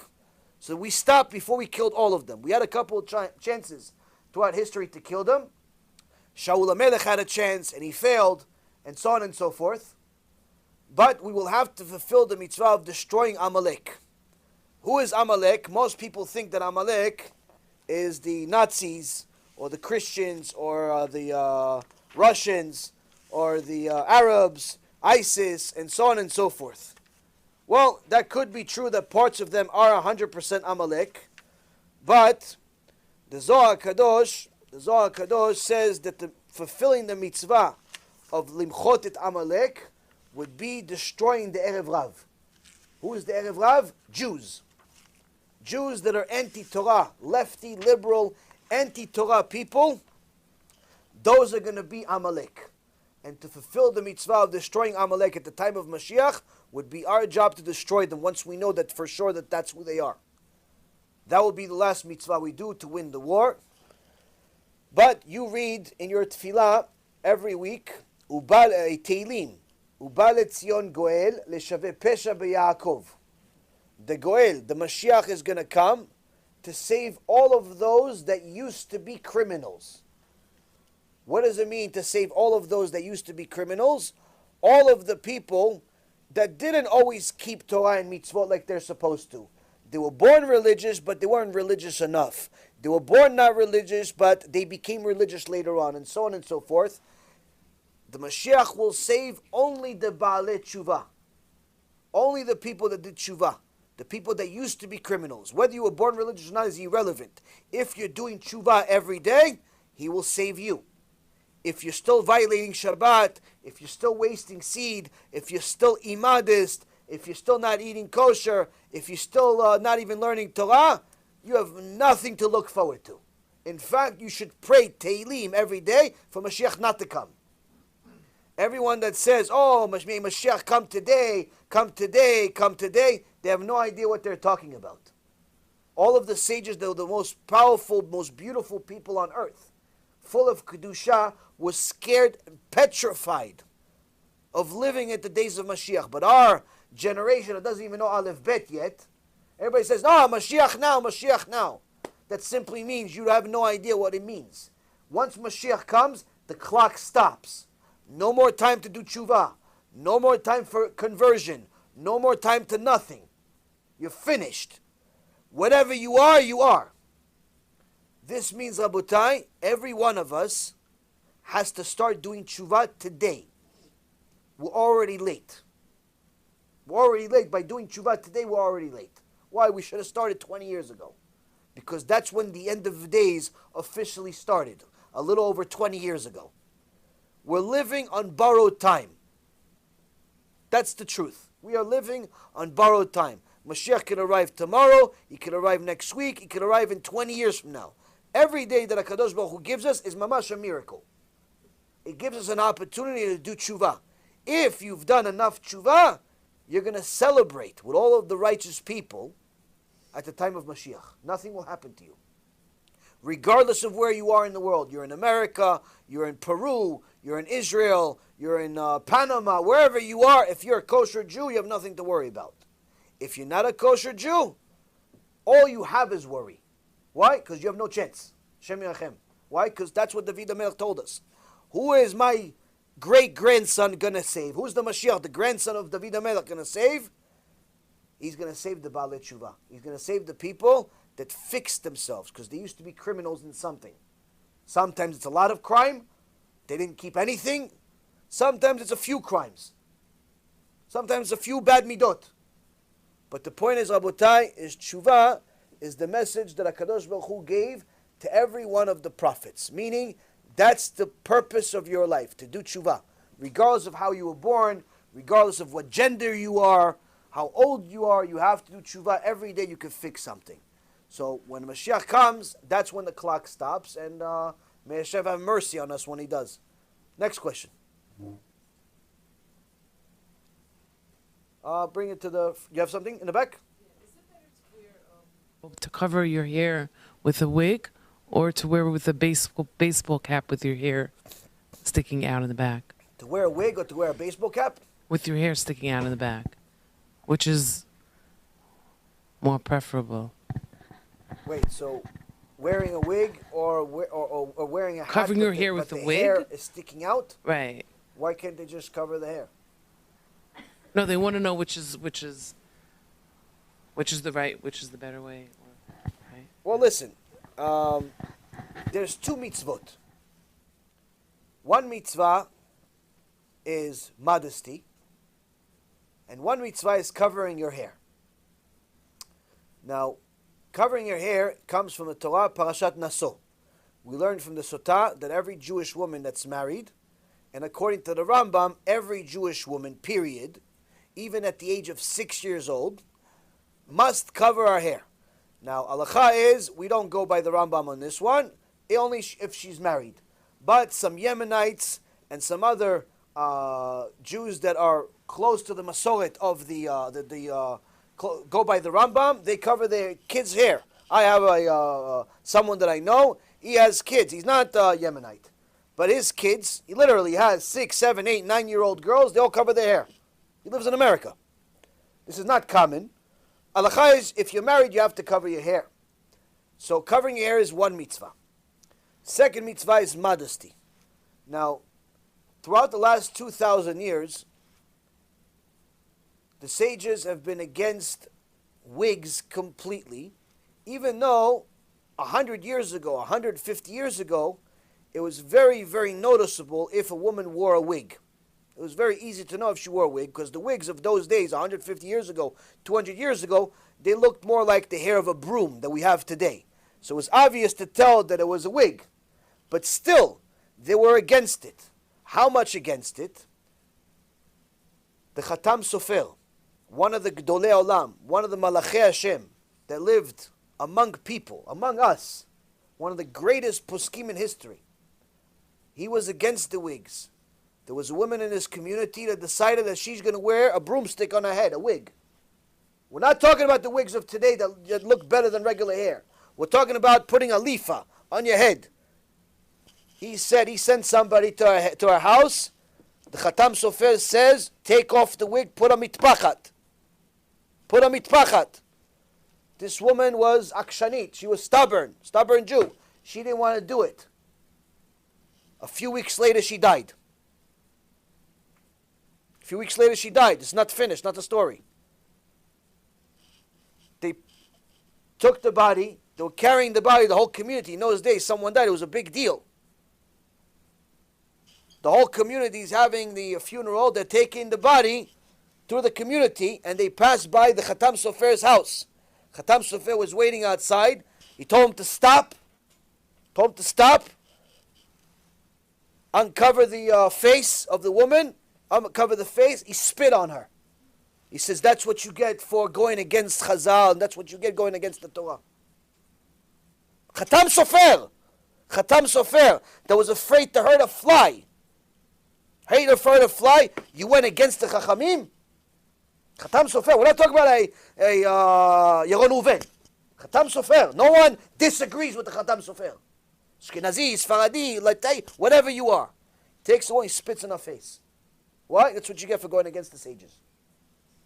Over 126 poskim throughout all of history have been against the wigs completely, even when they look like broomsticks. The Gaon Mivilna, the Yavitz, giants. We're not even talking about just this generation, Sfaradi, Ashkenazi. Giants were against the wigs when they looked like brooms, when they looked like something that was embarrassing. But still, nonetheless, there was a debate, because there was one Chacham 400 years ago that confused the public, and unfortunately, since then, the issue of wigs has become more and more of a problem over the years. But still, the handful of poskim that said that wigs are allowed never said that the wigs of today are allowed. All of them said that if it's allowed, it's the wigs of 100 years ago are allowed, the ones that look like brooms, not the ones that look better than your hair. So there's not a single posek in the world today that will tell you that the wigs of today are allowed. But yet you see millions of women, sometimes even if they're not religious, wearing wigs. So that's an issue with wigs. But there's a bigger issue. Why do I have a problem with them? Because they're not modest. So the mitzvah of modesty, if you're wearing a wig, it's very hard to fulfill that mitzvah of modesty. You cover your head, but it's very hard to fulfill your modesty requirement when that wig is longer than the exile. When you look like you just came off of a runway. When your hair always looks good even though you just came out of bed. Doesn't make any sense that people think this is allowed. But still, they're going to say the Lubavitcher Rebbe, they're going to mention all types of Gedolim's name and misinterpret some stuff they say. But that's not enough.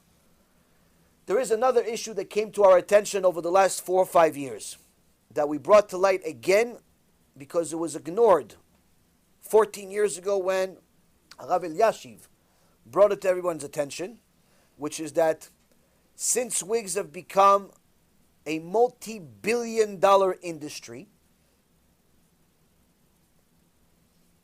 that means that all of the criminals that care less about Torah are going to want to put their hands into this business. We're talking about big business. We're talking about a woman that even if she doesn't own a house, she'll spend $3,000 on a wig, $4,000 on a wig. Women tell me, oh, okay, I'm going to put mitpachat on. What should I do with my wigs? I said, burn them. She goes, what do you mean burn them? It's $15,000. Got 3 full wigs, got $15,000 worth of wigs. I said, how many houses do you own? She goes, I don't even own a house, I rent. How do you allow yourself to spend $15,000 on wigs? Because what do you mean? I wore it every day. People have no sense of like, there's like simply no Yetzirah Tov when it comes to wigs. Just Yetzirah. So now, The problem is, why do people burn it? You see some of my videos on my channel with women, Tzadikot, burning their wigs. Why? Because we discovered that since it's become such a big business, the only place in the world that could supply the market, the multi-billion-dollar market, with an unlimited supply of wigs is India. That's the only place. Even though there is some hair that comes from different countries randomly, it's not even 1% of the market. 99% of the hair that's actually in wigs today, real hair wigs today, comes from India. Why India? Because India has over 80,000 cults and religions, and one of the common things that they have over there is they have temples, where the people travel to those temples from all over the country and all over the world, actually.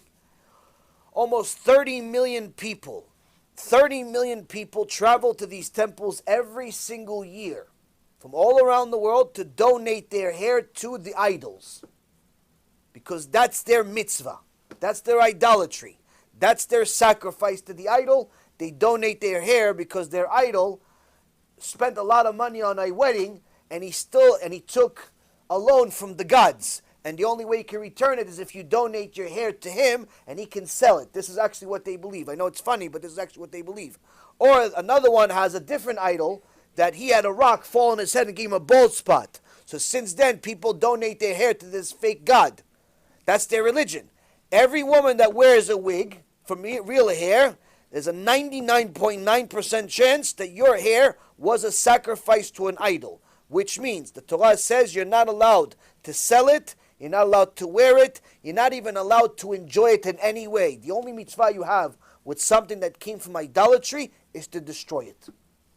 Which means that there are many Bnot Israel that overall righteous. Keep Shabbat, Tarat Mishpacha, modesty, good women, everything. Even the wig is short. But the wig is real hair. She has idol worship on her head. And she doesn't understand why she has so many tzarot in her life, the kids, the husband, and this and that. She doesn't realize she's bringing it on herself. Now, unfortunately, you're going to have the vast majority of rabbis say exactly the opposite of what I just said. What's the difference? I did the research, they didn't. We have a paper of over 200 pages verifying every single thing I said. We have people that live in India right now. Hindus, not about Jews, Hindus that live over there in India tell you everything that I just said is an understatement. I'm complimenting it, what I'm saying. It's much worse. It's much worse than what I say. I have videos of this. I have testimony of this. All types of things. But sometimes, unfortunately, the Yetzer Hara is very strong. Which means, back to your question, should a woman cover her hair with a wig? Or should she cover it with a hat that shows her hair? Well, if you cover it with a hat, you're not fulfilling any mitzvah pretty much. Why? Because you're not really fulfilling the mitzvah of covering your hair, because part of your hair, too much of your hair, more than 3 fingerfuls of your hair are shown, so it's in essence, you're not fulfilling the mitzvah right. It's like a half a mitzvah. So there's no such thing as a half a mitzvah. It's either you do it or you don't do it. And and obviously it's not modest. It's not modest. So you're not fulfilling anything. It's almost like you're walking around with nothing. On the other hand, if you put a wig on, if it's not a short wig, so that means it's not a modest wig anyway. So you're not fulfilling the mitzvah of modesty. You are covering your head though. You are fulfilling a mitzvah. But what's the price of this mitzvah? Benefiting from idol worship. Benefiting from idol worship. If it's real hair wig. So if anyone wants a leniency because they're like addicted to wigs, I will never tell you it's allowed. But if there was a choice between a wig from real hair and a synthetic wig, the synthetic wig is of lesser evil.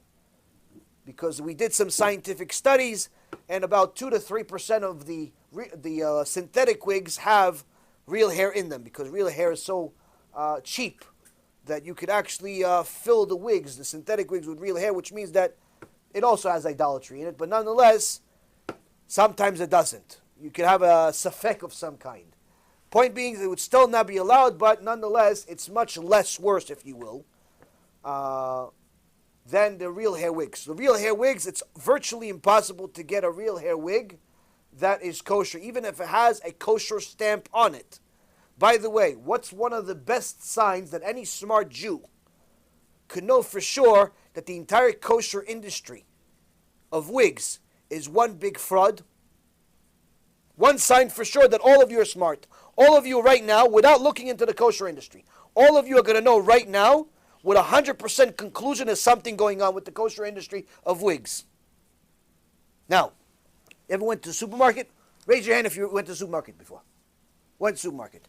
You bought some kosher food? Raise your hand if you bought kosher food. Now, once in a while, you saw a U.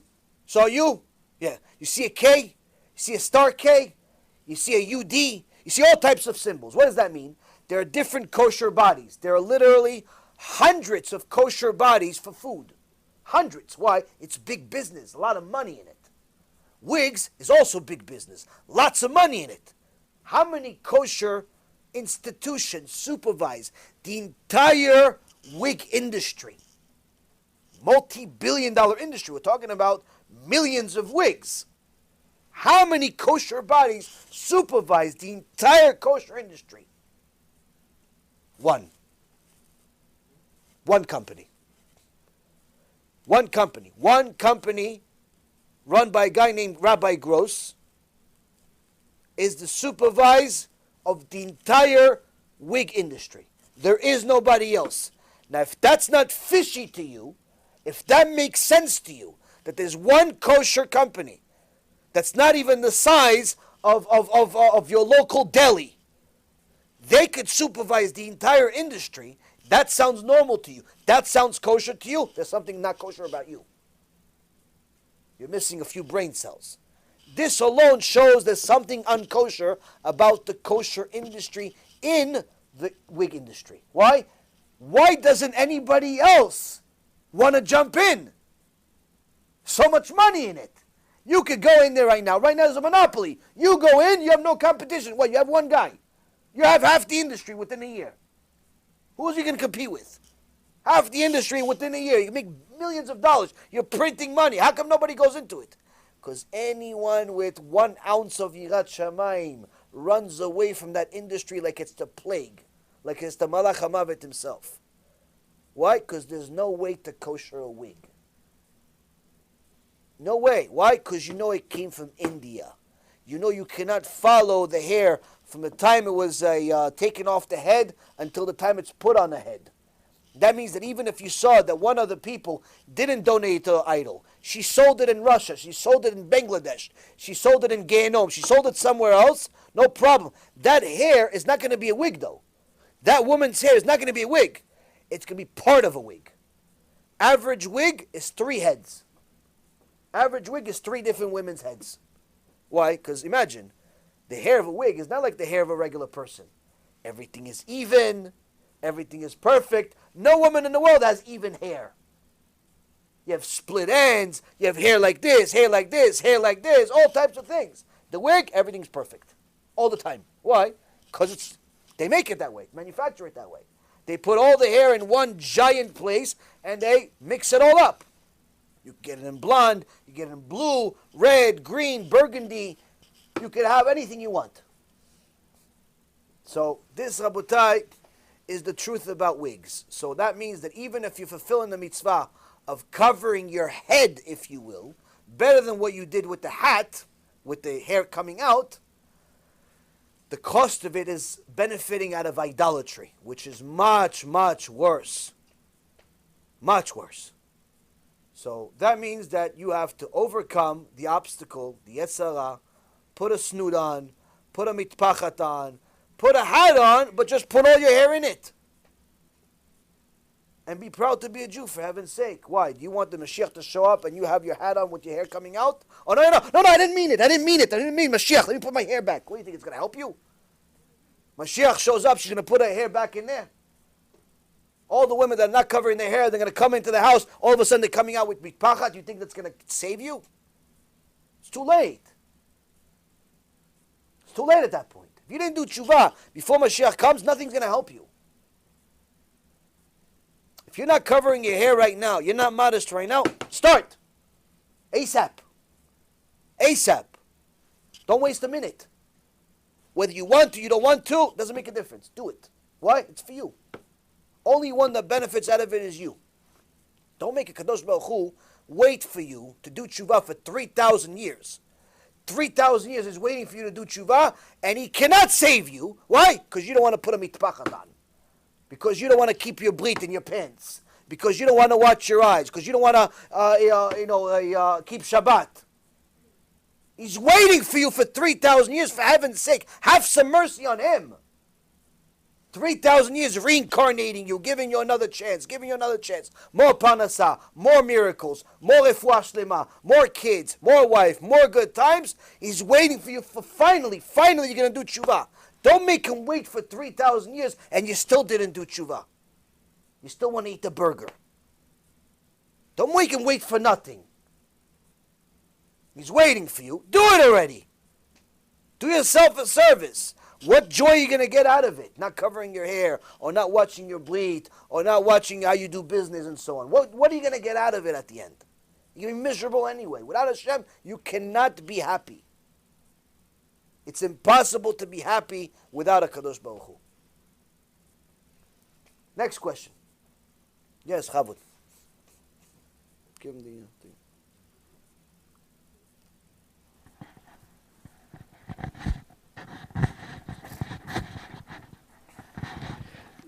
What's the purpose of having so many labels and branches in Judaism today, like conservative, reform, modern Orthodox, constructionist, humanistic? Just feel that they are harming our unity and our credibility, actually. So is there any way we can stop the hemorrhage? So it's a good question. That there's a lack of unity within Judaism.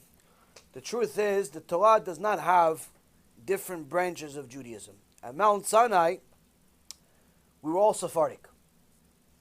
Why? We're all in the desert. Ashkenazis won't survive the desert. There's no gefilte fish in the desert. No, but the point is, Rabotai Be'emet, at Mount Sinai, everyone was the same. Everyone was the same. Now, there were different traditions and cultures as we spread among the four corners of the world. There's Ashkenazi Jewry, there's Yemenite, there's Moroccan, there's Litvish, all types of things. But still, Judaism per se stayed the same. They were just different customs. Now, those customs are perfectly kosher. If you are Ashkenazi and your favorite fish is a gefilte fish, you like to eat it, no problem. It's perfect mitzvah for you to eat it. You like to eat chemi, the people from Tripoli and from Morocco, you want to eat something spicy on Shabbat, no problem. That's a mitzvah also. You want to, if you're Ashkenazi, you watch kitniot, you don't eat kitniot on Pesach, no problem, that's a masoret that you have. Those are customs within the same Judaism that's existed for the last 3,300 years. Now, unfortunately, what's happened over the last couple of hundred years is a movement called the Haskalah, the Enlightenment, which is the birth of Reform Jewry. Now, Reform Jewry, the only thing that's Jewish about it is the word Jewry. The rest of it is nothing to do with Judaism. Why? In order to be qualified as a kosher Jew, you have to fulfill the mitzvot, and you have to have a certain belief system, which requires you to believe the written Torah and the oral Torah. Reformed do not believe in either one. They don't believe. They tell you outright. They don't believe in oral or written Torah. So there's nothing Jewish about them. Similar to Messianic Judaism. Messianic Judaism is just another name of Christianity. The only thing that's Jewish about it is the name Judaism. The people that run it and are behind it and what they practice and how they believe in Yoshke, there's nothing Jewish about it. It's anti-Torah. Conservative, 70 years ago, 80 years ago, conservative Jewish was very similar to what modern Orthodox is today. Meaning, it had many of the foundational principles of Judaism. They kept Shabbat, they kept kosher, they put on tefillin, they prayed. They didn't accept women inside a minyan. They didn't accept women as rabbis. 70 years ago, they weren't very, very different from modern Orthodoxy today. In fact, they were probably more modest than modern Orthodoxy today. What happened about 70, 60 years ago? They wanted to grow their community by becoming more united with other lost Jews. How could they do it? Tell everybody that everyone is allowed to go to Beit Knesset on Shabbat, even if it means you're going to drive on Shabbat. Meaning they took the Torah, put it in a toilet, and they invented a new Torah. They said you're allowed to drive on Shabbat. Why? Because they wanted to be united, but in their own way, not in a Torah way. They brought the Torah down to people instead of bringing people up to the Torah. Now you would think this would work, this would get them to become bigger and more successful and eventually more religious, right? Well, history says the opposite. 70 years have passed, or 65 years have passed since they've done this. Today, the head rabbi of the conservative movement in Eretz Israel, which is their most religious branch, is openly homosexual. The head rabbi is openly homosexual male. They accept same-sex marriage. Shabbat is not Shabbat. Everybody drives on Shabbat. Intermarriage is allowed. Everything is allowed. There's simply very little difference between conservative and reform today. Some conservative, eventually, they wake up, they become more studious, and they leave, and they join Orthodoxy, but it's very few and far in between. The point being is that this is also, again, it's not a version of Judaism. It's a version of heresy that calls itself Judaism. Now what is the legitimate Judaism? Judaism is, in essence, someone that keeps Torah and mitzvot. How are you going to label them? Someone that's a Haredi, someone that's ultra-Orthodox, that's someone that is, in essence, representing that he keeps all of the laws. So what is modern Orthodox? Modern Orthodox means that they keep some of the mitzvot. Some of the things that they want to modernize to become more applicable to today, they choose not to, such as modesty. Modesty in modern Orthodox communities is virtually non-existent. You will see the actual rebbitzins, the rabbaniot of the rabbis, walk into shul sometimes less modest than some of the members. No sleeves, short skirts, all types of things that, I don't want to give you the imagination, but nonetheless, everyone understands what modesty is. You have to cover yourself as a woman, as a man, but a woman obviously must cover at least 6 inches below the bottom of our knee is the minimum, not necessarily the goal. It should be even longer. Your clothes shouldn't be tight. Your clothes should cover your elbows. You will obviously have to behave a certain way. You have to cover your hair and so on and so forth. The point being is that many, many people within the modern Orthodoxy world simply have taken the modesty and threw it in the garbage. Now, I thought this was the worst part, but there was a research that came out 2 years ago, 2017, by a modern Orthodox Jew. And he reported that after doing research on nearly 4,000 people in the modern Orthodoxy world, which is a lot, it's a big part of the group, he discovered that nearly 50% of the modern Orthodox women do not go to the mikveh. Do not go to the mikveh, meaning that almost half the kids coming from modern Orthodoxy are isurei karet, isurei nida. Meaning the parents should be killed by Hashem the moment they're together because she didn't go to the mikveh. Not going to the mikveh and being with your husband is death penalty. To such an extent, the Chachamim saying that every time you do it, you're simply a miracle that you're alive. That you didn't die on the spot. Girlfriend, boyfriends don't exist in Judaism. Either you're married or you're not married. Either you're tameh or you're ta'or. It's very black and white in certain areas. Aside from that, the same study said that nearly half of the modern Orthodoxy members in this study do not believe in Hashgacha Pratit, do not believe that God supervises everything. This qualifies them as 100% heretics. You cannot count them in minyan. You cannot count such a person in minyan who does not believe that Hashem supervises everything. That's a kofir. It's a kofir ba'ikar. That's like an idol worshiper. Half of them admit they don't believe in it. They don't believe that Hashem supervises everything. They have doubts. Or they don't believe at all. But they still call themselves modern Orthodox. This is from a study. It's not from me. You could actually find this study on the internet for free. You can read it yourself. It's like 85, 90 pages. It gets worse than what I'm saying to you. Point is, what happened? they made the same mistake. Over the last 30, 40 years, modern Orthodoxy changed drastically. It's not the same as it was 30 years ago, 40 years ago. What did they do? They made the same mistake that the conservatives made 70 years ago. They started cutting a few mitzvot. A few things here, a few things there, a few here, a few there. Little by little, it's becoming a different religion. Same thing with, unfortunately, many of these people that we argue about all the time, that they want to be nice to people by telling them that everyone is going to heaven. So I asked a Rosh Yeshiva that says this. You say that everybody goes to heaven. So I asked him, what about the people that live their entire life violating the entire Torah? Do they go to heaven also? He said, yes. I said, you're kofel. We cannot count you in minyan. You touch wine, cannot drink from it. It's like an idol worshiper touched it. He's part of one of the biggest movements in Judaism today, this guy. So, point is, Rabotai Karim, people are confused at what Judaism really is. Judaism does not have a label. But unfortunately, we live at a time that you must have a label in order for us to know if you're actually Jewish or not. Because if you're anything else other than Haredi, other than you're 100% going to keep the entire Torah, you're questionable.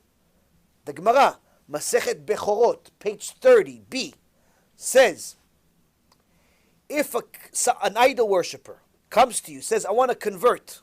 I believed in Yoshke my whole life. I don't believe in him anymore. I want to convert. It's mitzvah for converts.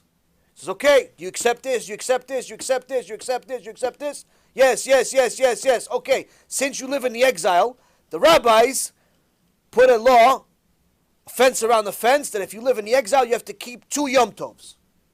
Rabbinical law. It's not a biblical law, it's a rabbinical law. You accept this? He says no. Gemara says we reject him. Don't accept him. Why? He rejected one of the rabbinical laws. Gemara says no. It's not just he rejects one of the rabbinical laws. Even if he rejects a chidush from one of the sages, we don't allow him to convert. Then the Gemara continues. Says, okay, what about if he already converted? And now he's becoming like modern. He says we consider him like he's an idol worshiper. He's a Jew, but he's like an idol worshiper. He's like a mechalet Shabbat. Okay, what about if he's already Jew, born a Jew? Born a Jew. Why, we're discriminating against the converts? What if he's born a Jew, but he says, you know what? I like your shiur, I like your Torah, but I'm not 100% sure that I'm going to keep Yom Tov twice while I'm living in America or in Europe. I don't think I'm going to do that. It's not for me. It's not for me. Gemara says, if he says that, we consider him as if he's violating the entire Torah. Why?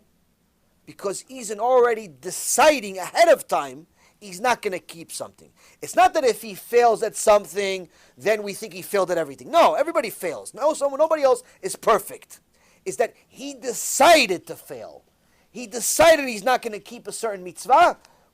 From that point on, until he does full tshuva, we consider as if he's not even keeping Shabbat. That's what the Gemara says. The point being, Rabotai, Haredi doesn't mean what color clothes you have. You could wear blue, you could wear white, you could wear black, you could wear burgundy. Your clothes, as far as the colors, don't make you Haredi. What makes you Haredi is you're charet for Hashem. You are zealous for Hashem. You know this mitzvot, you know it, you do it. And you learn more every day. And you do more every day. And you improve yourself every day. That is what HaKadosh Baruch Hu wants. And if you do that, you're going to actually get other people to do it. How do we know? The only sect of Judaism that survived all of these 3,000 years is the religious people. Every sect of our people that went off the derech, the Sadducees, the Batracees, the Reform, all of the ones that existed in the past, they all died. All of them died. There's been, what do you think, Reform and Conservative are the first people that started something new? No, the ones before them died. And new ones arrived. The only ones that survived 3,000 years are the Haredim. The story of Hanukkah, who wins the war? The secular people with the missiles, or the few rabbis that kept Torah and mitzvot with no weapons? The rabbis. That's who survived. So that point is, Rabotai, he said, yes, the rabbi survived, but sometimes their grandkids did not keep what the rabbi did, what the grandfather did, and they went off the derech, and they started a new cult within Judaism. But the point being, Rabotai, is that the only ones that are guaranteed eternity are the religious Jews that keep the entire Torah. Everyone else, they're living on borrowed time. They should thank the religious ones because the only reason the world exists is for them. So now, to be Haredi doesn't mean you have to wear a black and white. You don't have to look like a penguin if you don't want to. You could wear blue. You could wear green. The only requirement for your clothes is for it to be modest. You have to be modest. You have to look presentable. Why? You're representing God, the King of Kings. That means you have to look like you are the son of God, not the son of Jose, not the son of Yoshke, not the son of Mustafa. You have to look like the son of God.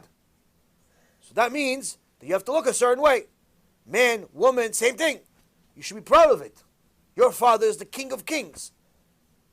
Sometimes kids show off who their father is. Oh, my father is an engineer. My father is a doctor. My father is he's a diamond dealer. My father has 3 buildings. My father has 2 buildings. My father has no car. My father has nothing. Everyone has something to say about their father. Rabotai, your father is the King of Kings. Melech Malchei Amlachim, HaKadosh Baruch Hu. Act like it. Be proud of it. Represent it. A woman tells you, why are you covering your head looking like you just came from the desert?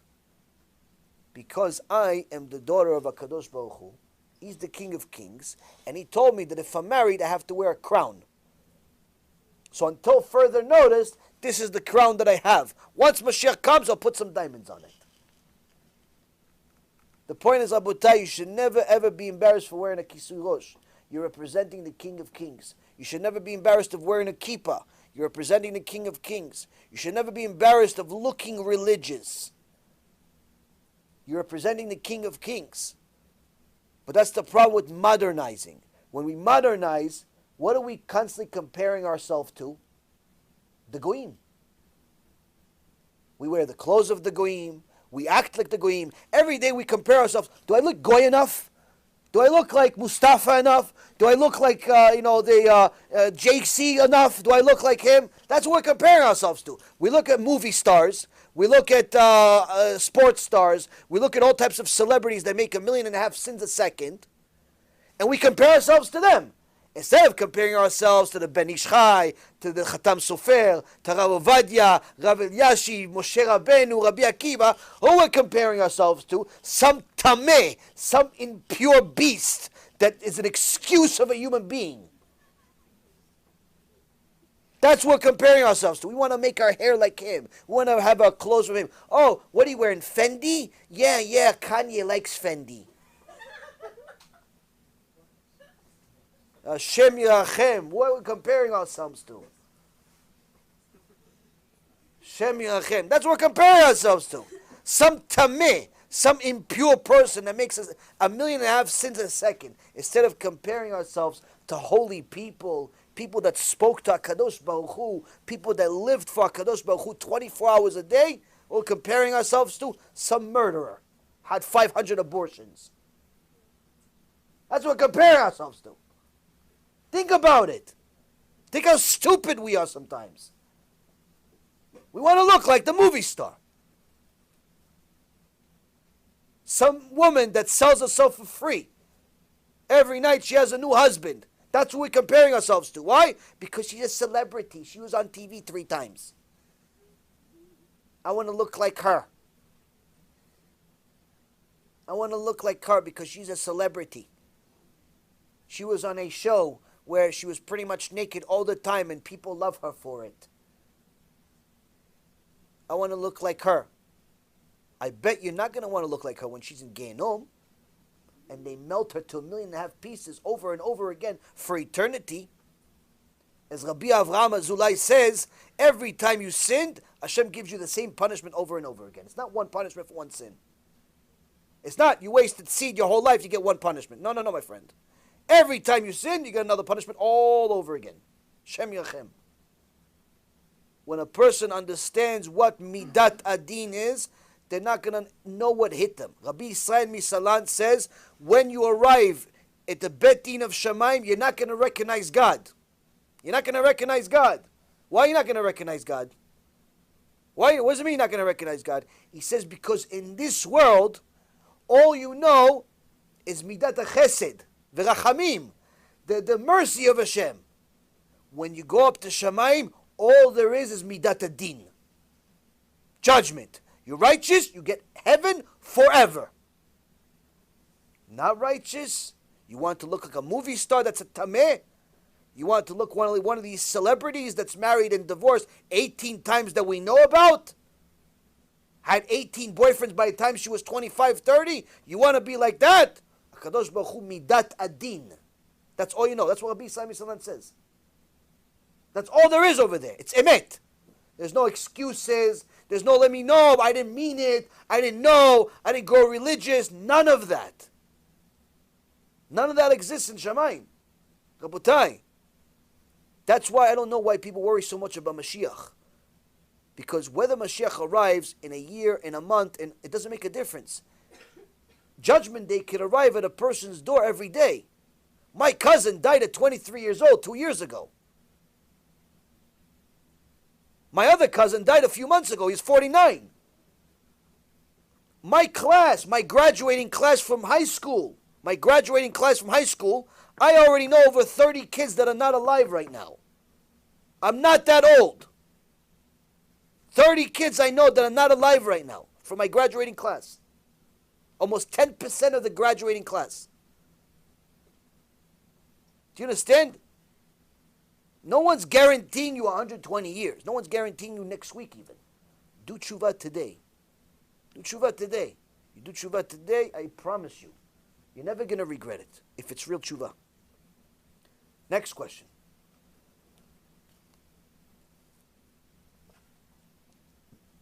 I'm not sure exactly, but is 1 year for God 1,000 years for man? Okay. So, Yes or no? Okay, so we are coming. So we're in the 6th day then. Oh, Ken. And the 7th day is like eternal Shabbat then. Ken. So we're in like okay. So we're a few hours away from eternal Shabbat. And Mashiach is coming before Shabbat comes in. Before Shabbat. So there's like 220 years about. No, Shabbat doesn't come in at midnight. The year 6000 is midnight. Midnight. Right, midnight. Day doesn't start at midnight. In Judaism, the day starts at night. Right now, the day starts. The new day starts right now at around 6:15 p.m. Shabbat comes in at 6 o'clock. Right, that's what I mean. So 6 o'clock is not the year 6000. It's much, much before that. The year 6000 is the equivalent of midnight of the new day. Oh, midnight. Right. So right now, midnight is secular, though, no? With day and night. 24 hours a day. 24 hours a day is within Judaism also. We have different minute system, but it's still 24 hours. Oh, we have a different minute system? Yes, different minute system. We have the biblical minutes are different. Oh. The minute system changes for Judaism throughout the year, depending on when the night comes in. Sometimes Still 60 minutes? No. No. No, it's not 60 minutes. So why? The first time I'm hearing about this. Go to Gemara Masechet Rosh Hashanah. Why we don't have Jewish watches? We do. You have applications that tell you exactly when Shabbat comes in, when the holiday comes in, and it changes. But it's converted to secular time. Right. You also have a Jewish calendar. Jewish calendar is different than so there are no Jewish watches with Jewish time? 12 hours a day? It's not necessarily Jewish time per se, as far as it's not going to say in Jewish time it's 12 o'clock, but in secular time it's 1 o'clock. No, it doesn't say a different time, but that time has a different presentation within a day, a different significance within a day. So there's an entire Gemara tractate about it, Masechet Rosh Hashanah, that talks about it because our calendar system is different than the Goyim. Their calendar system is based off of 365 days. Okay, the rotation of the sun. We are based on a moon, which is 30 days, 360 days. So every 19 or so years, 19.4 years, we add a month of the year where we have a 13-month year every 4 years approximately. So our calendar is very, very different, but nonetheless, our calendar is precise. How so? You have a birthday, and your birthday you're probably using your secular birthday. So let's call it January 1st. Now, when you celebrate your birthday on January 1st, you're celebrating that you were born January 1st, 40 years ago, let's say. Right? On the same day, 40 years ago. Let's call you 40 years old. I have no idea how old you are. So let's say it was 40 years ago. You're celebrating on January 1st that you were born exactly 40 years ago on this day. That's wrong. You weren't born 40 years ago exactly on this day. Your Hebrew calendar birthday is, if you celebrate your Hebrew day, you were born 40 years ago exactly on that day. But that date, although will always be the same in the Hebrew calendar, will rotate in the secular calendar because of the change in dates every year. Point being is it's very, very interesting. It has to do with a little bit of math, but nonetheless, it's a precise system that's, for anyone that appreciates math, would appreciate the genius of the sages, of how they figured this out in order for us to not require to go to the mountains every month and tell you when Rosh Chodesh is. We already know when Rosh Chodesh is ahead of time until Mashiach comes. We know when Rosh Chodesh is going to be until the end of the world. Mashiach is here. Mashiach is in every generation. There is a soul that's a potential Mashiach, meaning a soul that has the ability for Hashem to turn it on and make it Mashiach. Every generation does. Whether Hashem turns it on or not, that's his choice. But one thing I can tell you is that we are at a point where we're out of time, meaning that it says that Mashiach will come before Shabbat. Not before Shabbat the day, but before Shabbat the year. So even if we look at, let's say, each 1,000 years is one day, so that means 5,000 years, we've completed 5 days. We've completed Thursday. So now we have 780. 780 already is the part of Friday. So 750 is 3/4 of 1,000. So that means that 18 hours out of 24, 3/4 of 24 hours have elapsed. That's 6 p.m. already. 6 p.m. already. But then we have an additional 30. Additional 30.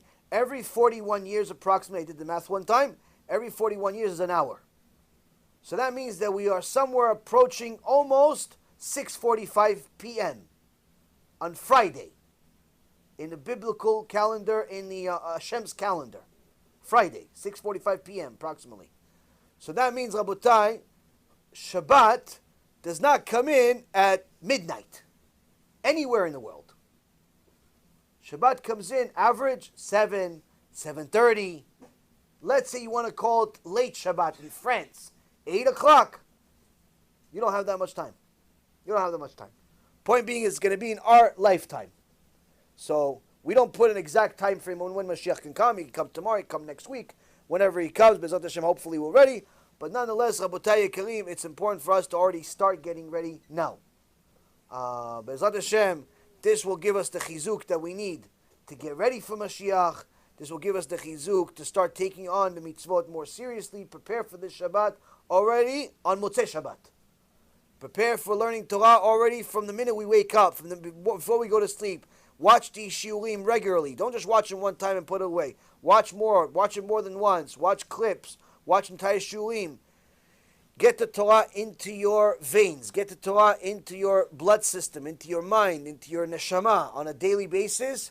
And that will prepare you each day a little more to the days of Mashiach, to the days of judgment. I want good for everyone. HaKadosh Baruch Hu, needless to say, wants good for everyone. But again, there's no free lunch in Judaism. Please take this advice, use it, take HaKadosh Baruch Hu seriously, and I promise you, you will have only miracles and good things happen as a result of it. Sometimes it's right away, sometimes it takes a few years, but nonetheless, you will always win in the end, especially the end that's called eternity. Baruch Adonai Leolam, Amen ve'amen.